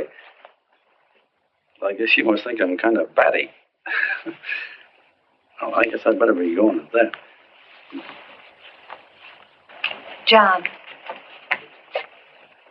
My husband said, I love you. Will you marry me? He did? What happened? I married him. Yeah, that's what I mean, see? It was easy as all that, huh? Yeah, but look, Mrs. Mitchell. You know, I love Anne, and it's going to be awfully hard for me to say it. Because, well, you know, she's so wonderful. And, well, the best I ever was a Bush League pitcher. And, you know, I think she's in love with another man. The one she made up. You know, the real John Doe. Well, that's pretty tough competition. I bet you he'd know how to say it all right. On me, I get up to it and around it and in back of it, but I never get right to it. You know what I mean? So the only chance I've got is, well, if somebody could kind of give her a warning, sort of prepare her for the shock. You mean you'd like me to do it? Well, I was thinking, yeah, you know, sort of break the ice. Of course I will, John. Gee, well, thank you, Mrs. Mitchell. Hey, you're okay.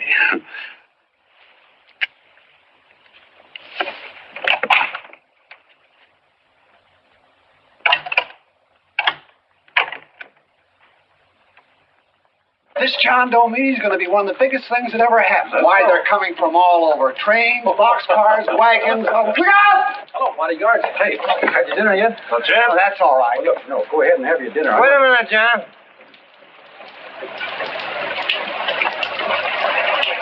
Hello, Mr. Connell. How are you, John? John, I want to have a little talk with you. What's the matter? Are you falling? Come on. Hey, Ball. Oh, quiet. Say, tell me something. Did you read the speech you're going to make tonight?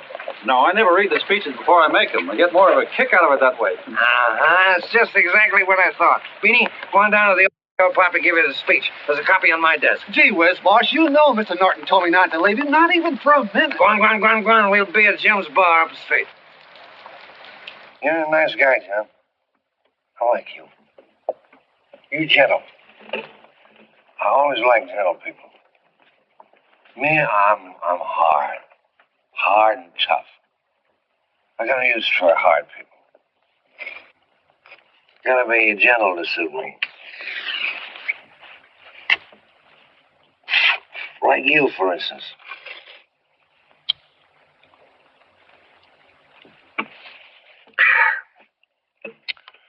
Yep, I'm hard. But you want to know something? I've got a weakness. Never guessed that, would you? Well, I have. Want to know what it is? Star-Spangled Banner. Screw you, huh? Well, maybe it is, but play the Star-Spangled Banner. I'm a sucker for it. Always gets me right here. Know what I mean? Yeah, it gets me right back here.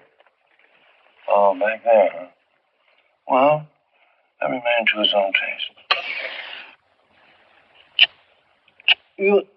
You weren't old enough. You weren't old enough for the World War, were you, Jim? No, of course not. No, you must have been just kidding. I was just ripe and raring to go. You know what my old man did when I joined up? He joined up, too. Got to be a sergeant. And here's a kick for you. We were in the same outfit. Funny, huh?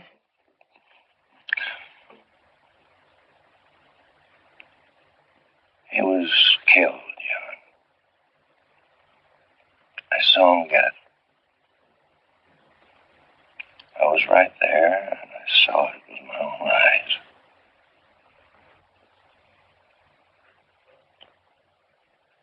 Me, I came out without a scratch. That is, excepting my ulcers.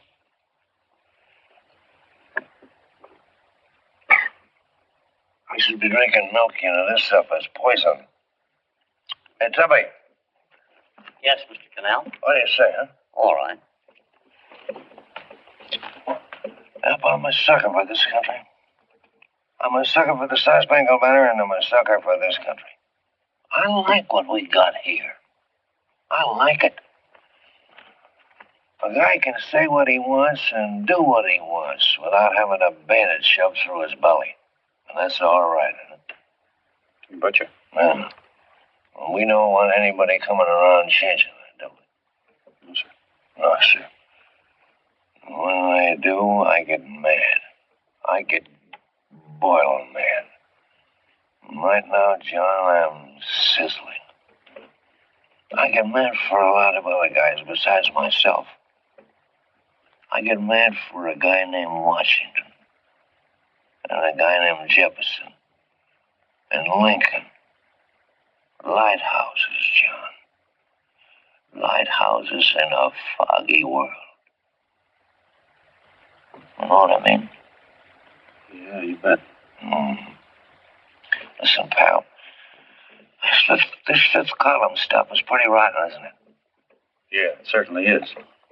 And you'd feel like an awful sucker if you found yourself marching right in the middle of it, wouldn't you? You. Of course, you wouldn't know it because you're gentle. But that's what you're doing. You're mixed up with a skunk, my boy. A no-good, dangerous skunk. Say, you're not talking about Mr. Norton, are you? I'm not talking about his grandfather's pet poodle. You must be wrong, Mr. Cannell. Because he's been marvelous about the John Doe clubs. Yeah? Say, you're sold on this John Doe ad, aren't you? Sure. Sure. I don't blame you. So am I. It's a beautiful miracle. A miracle that can only happen right here in the good old USA. And I think it's terrific. What do you think of that? Me, hard-boiled Cannell, and I think it's plenty terrific. All right. Now, supposing a certain unmentionable worm whose initials are DB was trying to use that to shove his way into the White House so he could put the screws on, so he could turn out the lights in those lighthouses. What would you say about that? Nobody's going to do that, Mr. Cannell. They can't use the John Doe clubs for politics. That's the main idea. Is that so? Then what's a big political boss like Hammett doing in town? And a labor leader like Bennett? And a lot of other big shots is up at DB's house right now. Wolves, John. Wolves. Waiting to cut up the John Does. Wait till you get a gander at the speech you're going to make tonight. You're all wet. Miss Mitchell writes those speeches. Nobody can make her write that kind of stuff. They can, huh? Who do you think writes them? My Aunt Emma? I know she writes them. And gets a big bonus for doing them, too. A mink coat and a diamond bracelet. Don't write them. Why, that gold-grabbing dame would double-cross her own mother for a handful of Chinese yams. Shut up. If you weren't drunk, I'd... Hey, boss. Here's the speech, boss. Hey. Go on and read it, John, and then start sucking. Hey, wait a minute, Mr. Doe. Tubby? Yes, sir. Better bring me a glass of milk. I'm smoking too much. Yes, Charlie? Got everything all set? Fine. John Doe been taken care of? Good. How many people do you think will be there? 15,000? Oh, my, that's fine. Now, listen, Charlie. As soon as John Doe stops talking about me, I want you to start that demonstration. And make it a big one, you understand? Don't worry about that, DB. My boys are there. They'll take care of it. What? Yes, I'll be there 15 minutes after I get your call. Why, Mr. Doe. Where are they? In the dining room, sir.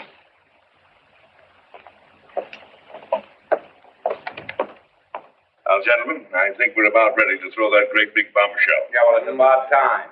Even a conservative estimate shows that we can count on anywhere between 10 and 20 million John Doe votes. Now, add to that the labor vote that Mr. Bennett will throw in, and the votes controlled by Mr. Hammett and the rest of you gentlemen in your own territories, and nothing can stop us. As I said before, I'm with you, providing you can guarantee the John Doe vote. Don't worry about that. You can count on me on one condition. Little Bennett's got to be taken care of. Didn't I tell you that everybody in this room would be taken care of? My agreement with you gentlemen stands. I'm with you, D.B., but I still think it's a very daring thing we're attempting. These are daring times, Mr. Barrington. We're coming to a new order of things. There's too much talk been going on in this country. Too many concessions have been made. What the American people need is an iron hand. You're right. Right, that's true. You're quite right, D.B. Discipline. And now, may I offer a little toast to Miss Ann Mitchell, the brilliant and beautiful lady who is responsible for all this. Mr. Norton, I'd like to talk to you alone for a minute. Oh, Miss Mitchell has something to say to us.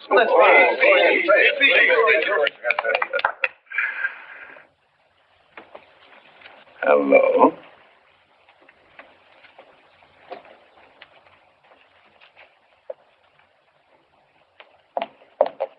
John, I'm so glad to see you. I was terribly worried. Did you write this? Yes, I did, John, but I had no idea what was going on. You didn't? No. That's a swell bracelet you're wearing. John, why aren't you at the convention?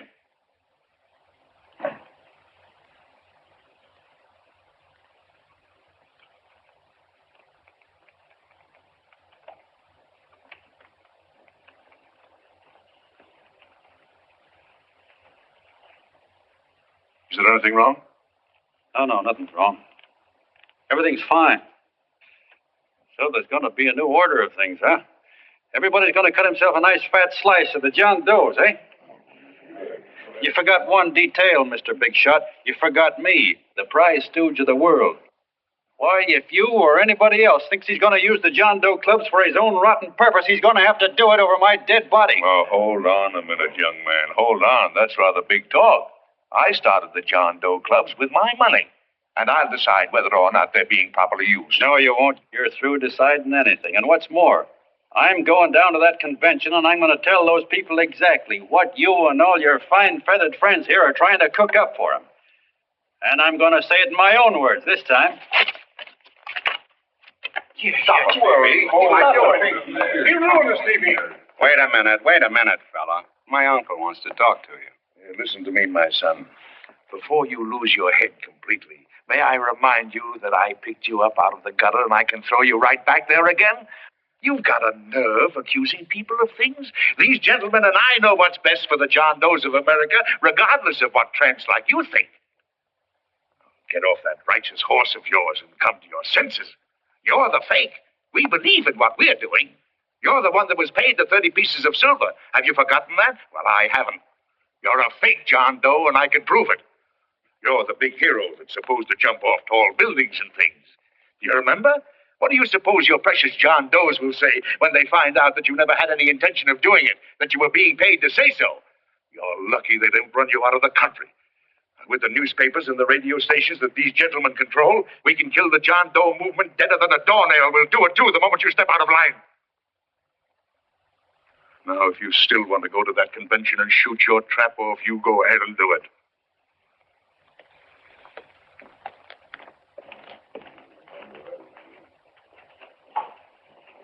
You mean to tell me you'd try to kill the John Doe movement if you can't use it to get what you want? You bet your bottom dollar we would.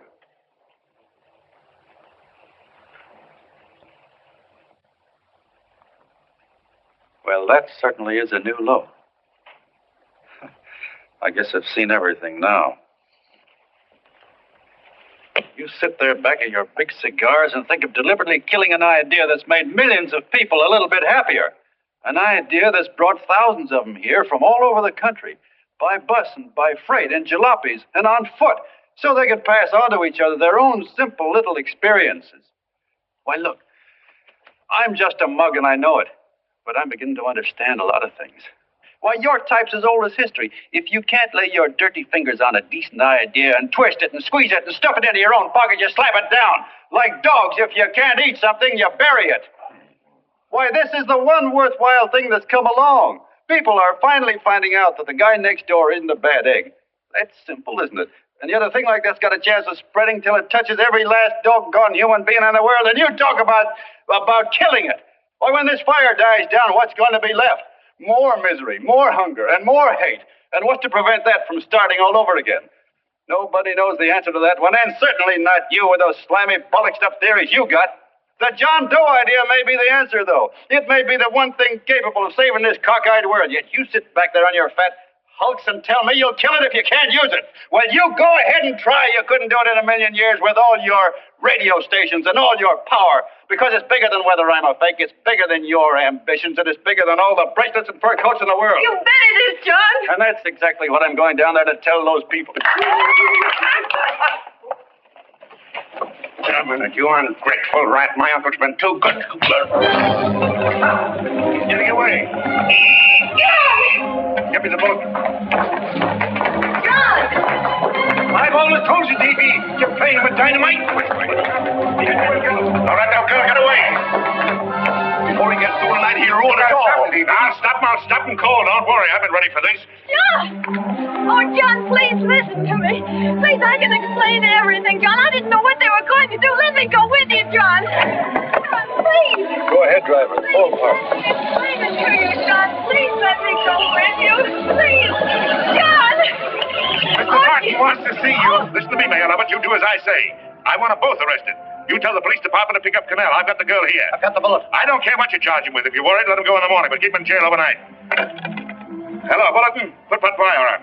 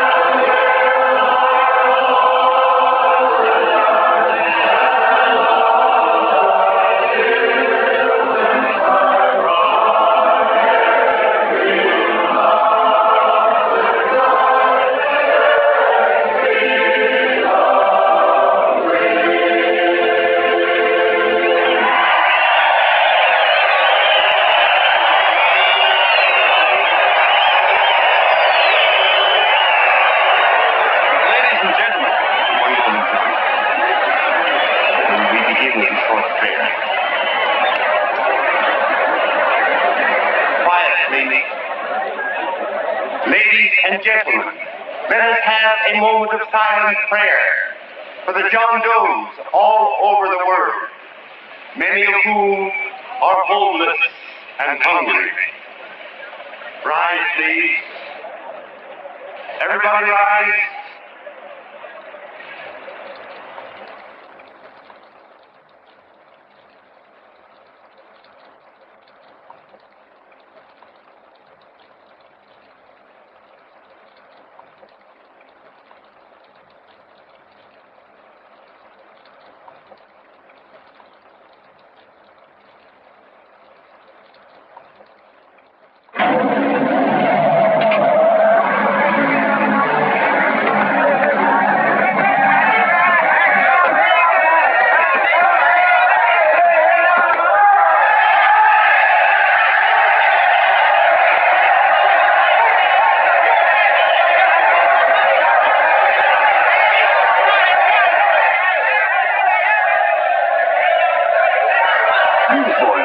Hundreds of yelling newsboys are swarming into the park like locusts. They're yelling John Doe's a fake. Fake.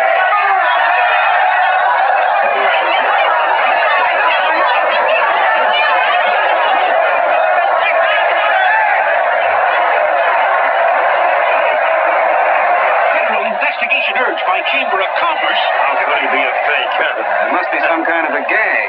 A what? A gag. A gag.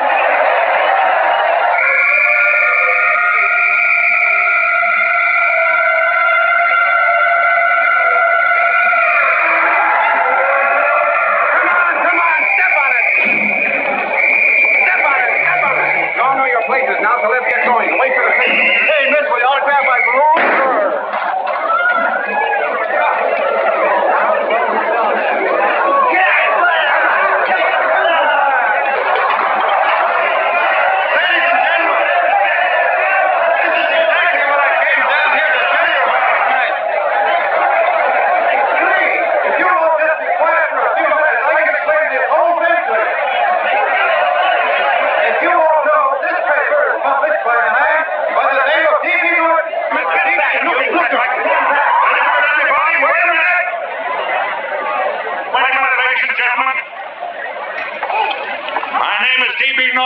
You all know me.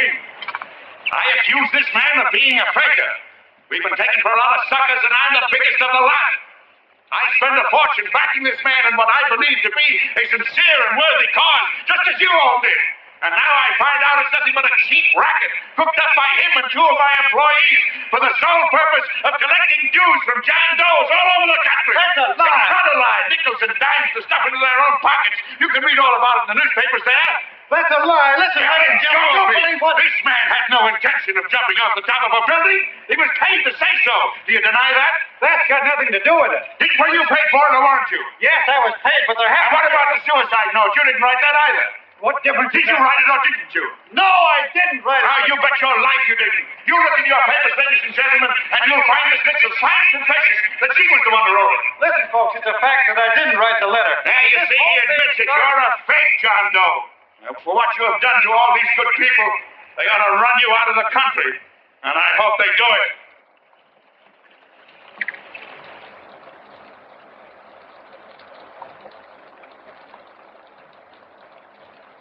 Speak up, John. We believe you. Please, listen, folks. Now that he's through shooting over his face, I've got a couple of things to tell you about. Come on, the rest of you get in here and riot. Break this crowd up. Come on. I'm sorry, folks, but we can't hear him anymore. Something's gone wrong with the loudspeakers. John Doe's a fake! Boo! They can't hear me. This thing's not working. Ladies and gentlemen.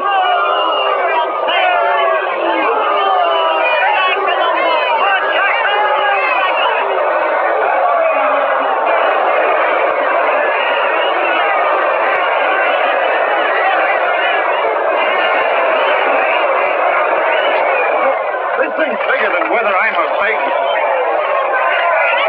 Look, Kurt, you believe me, don't you? Sure, I believe you. Walking my legs off, digging up 5,000 signatures for a phony. Well, there you are, Mr. Doe. 5,000 names asking you not to jump off any roof. It makes no difference, Bert. The idea's still good. We don't have to give up our club. Yeah, well, you can have it. They're starting to throw things. Somebody's going to get hurt. I'm afraid it'll be John Doe. Listen to that mob. I'm gonna go to him. All right, lady. Hey, what's wrong? Oh, let me go. I want to go to him. Oh, please. Please let me go. They're crucifying him. I can help him. Sorry, sister. We got orders to hold. Orders from who? Can't you see it's a framer? Oh, mother, they won't let me go. They won't let me go. Listen, folks. You gotta listen to me, everybody. Back to the jungle, you hobo! Trust another racket. Stick to your clubs. We've been fed baloney so long, we're getting used to it.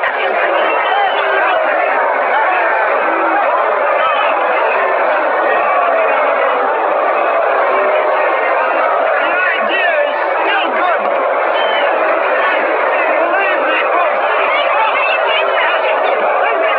Listen, John Doe, the hope of the world.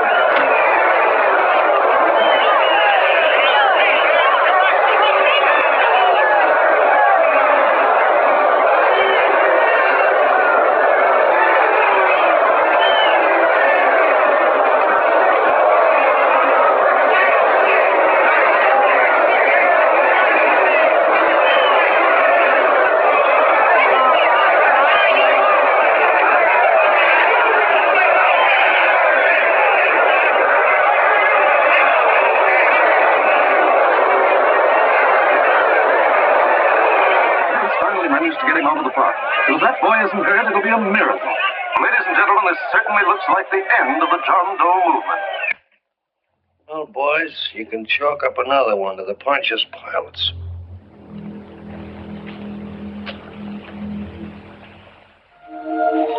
I should have been there. I could have helped him. He was so all alone. A lot of us are going to be mighty ashamed of ourselves after tonight. We certainly didn't give that man much of a chance.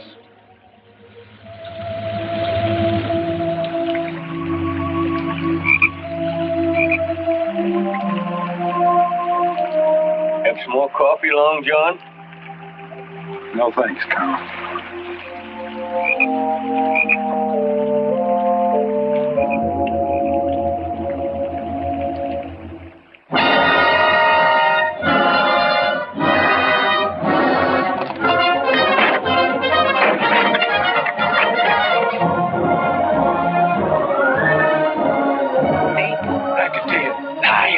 Cheat.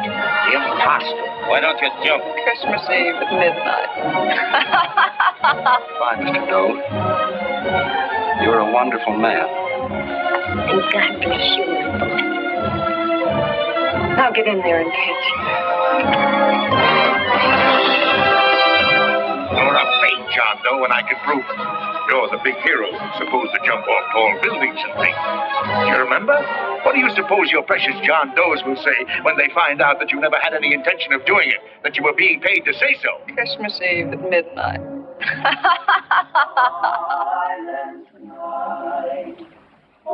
Holy night, shepherds quake at the sight, glory stream from heaven afar. Merry Christmas. Merry Christmas. Hallelujah. Christ the Savior is born. Christ the Savior is born. Thank you,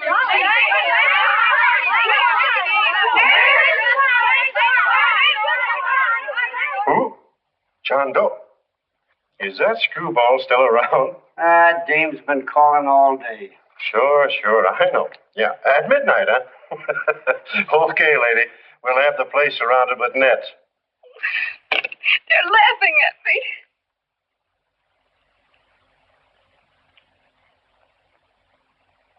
You're a sick girl, Anne. You better take it easy. Whom are you calling now? You called that number not 10 minutes ago. Hello, Mr. Canal. Have you seen him yet? Now listen, Ann, he can't possibly get in without our seeing him. I'm watching the side door and the colonel's out front, so stop worrying. Oh.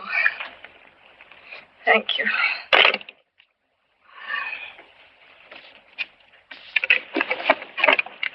What, Anne? Anne, don't be foolish. If this isn't the craziest, the battiest, the looniest wild goose chase I ever heard of. Shut up, Bert. Sourpuss is right. Yeah, well, if he is, I'm a banana split. That man is going to be on that roof. Don't ask me how I know. I just know, and you know it as well as I do. Sure. I'd like to believe in fairy tales, but a guy that's a fake isn't going to jump off any roof. I don't think he was any fake, not with that face. And anyway, what he stood for wasn't a fake. Okay, honey, okay.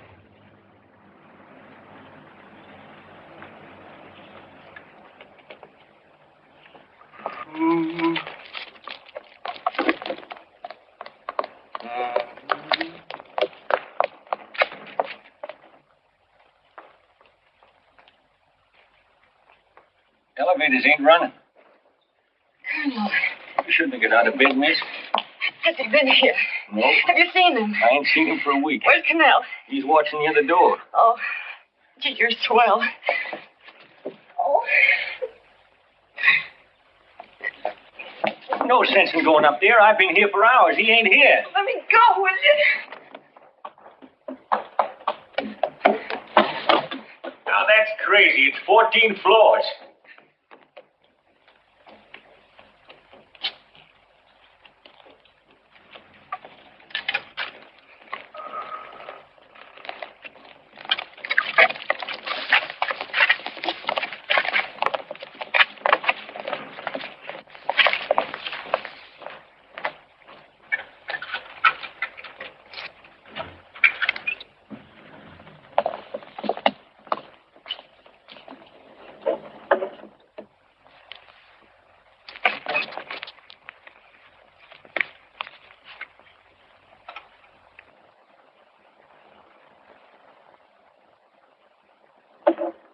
far as the elevator goes. We gotta walk up to the tower.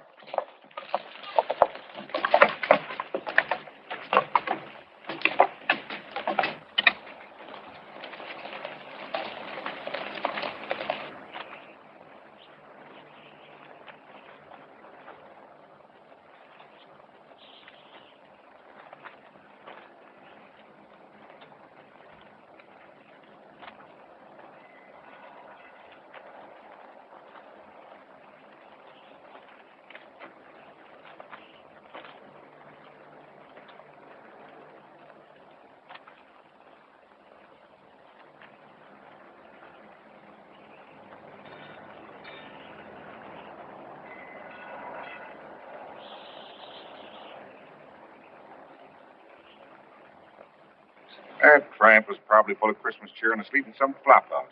Let's go. I've got to decorate my tree.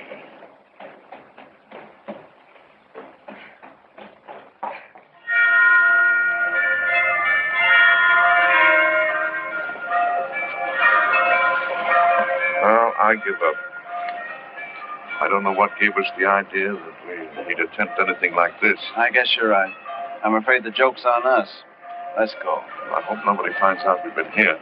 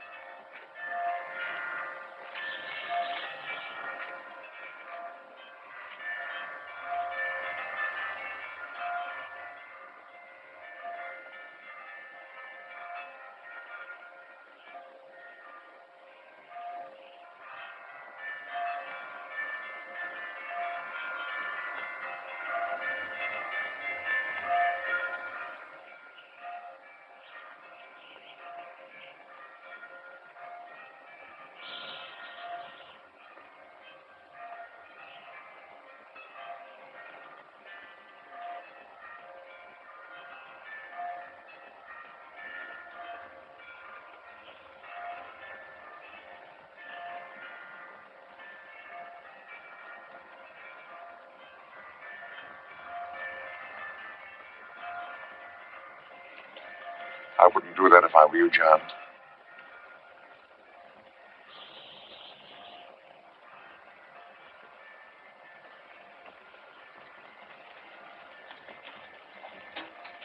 It'll do you no good.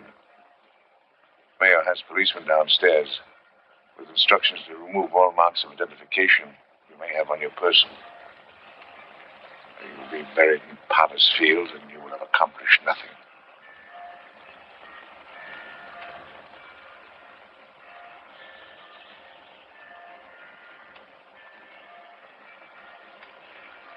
I've taken care of that. I've already mailed a copy of this letter to Mr. Cannell. John, why don't you forget this foolishness? Stop right where you are, Mr. Norton, if you don't want to go overboard with me.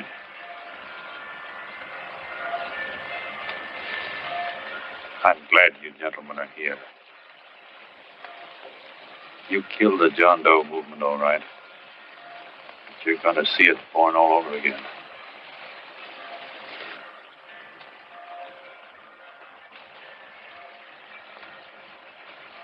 Now, take a good look, Mr. Norton. John! John! Oh, John, no, I won't let you. I love you, darling. Oh, please. Please don't give up. We'll start all over again. Just you and I. It isn't too late. The John Doe movement isn't dead yet. You see, John, it isn't dead or they wouldn't be here.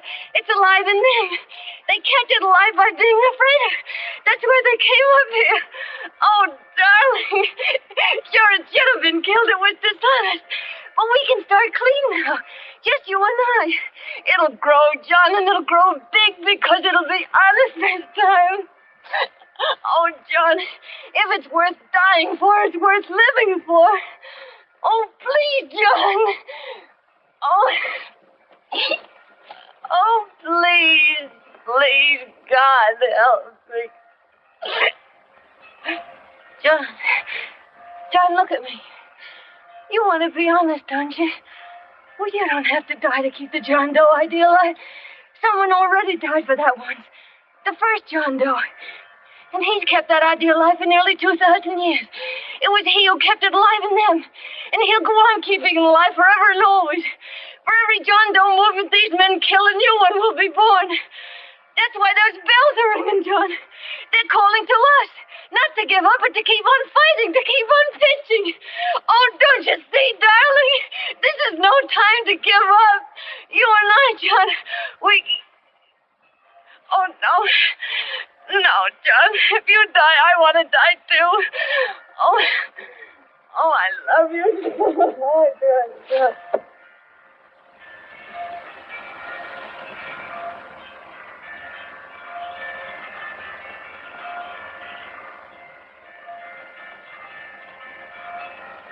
Mr. Doe, you don't have to. We're with you, Mr. Doe.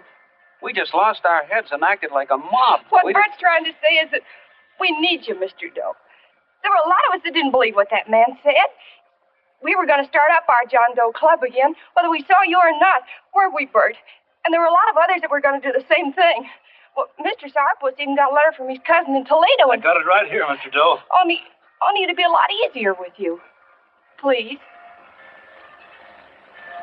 Please come with us, Mr. Doe.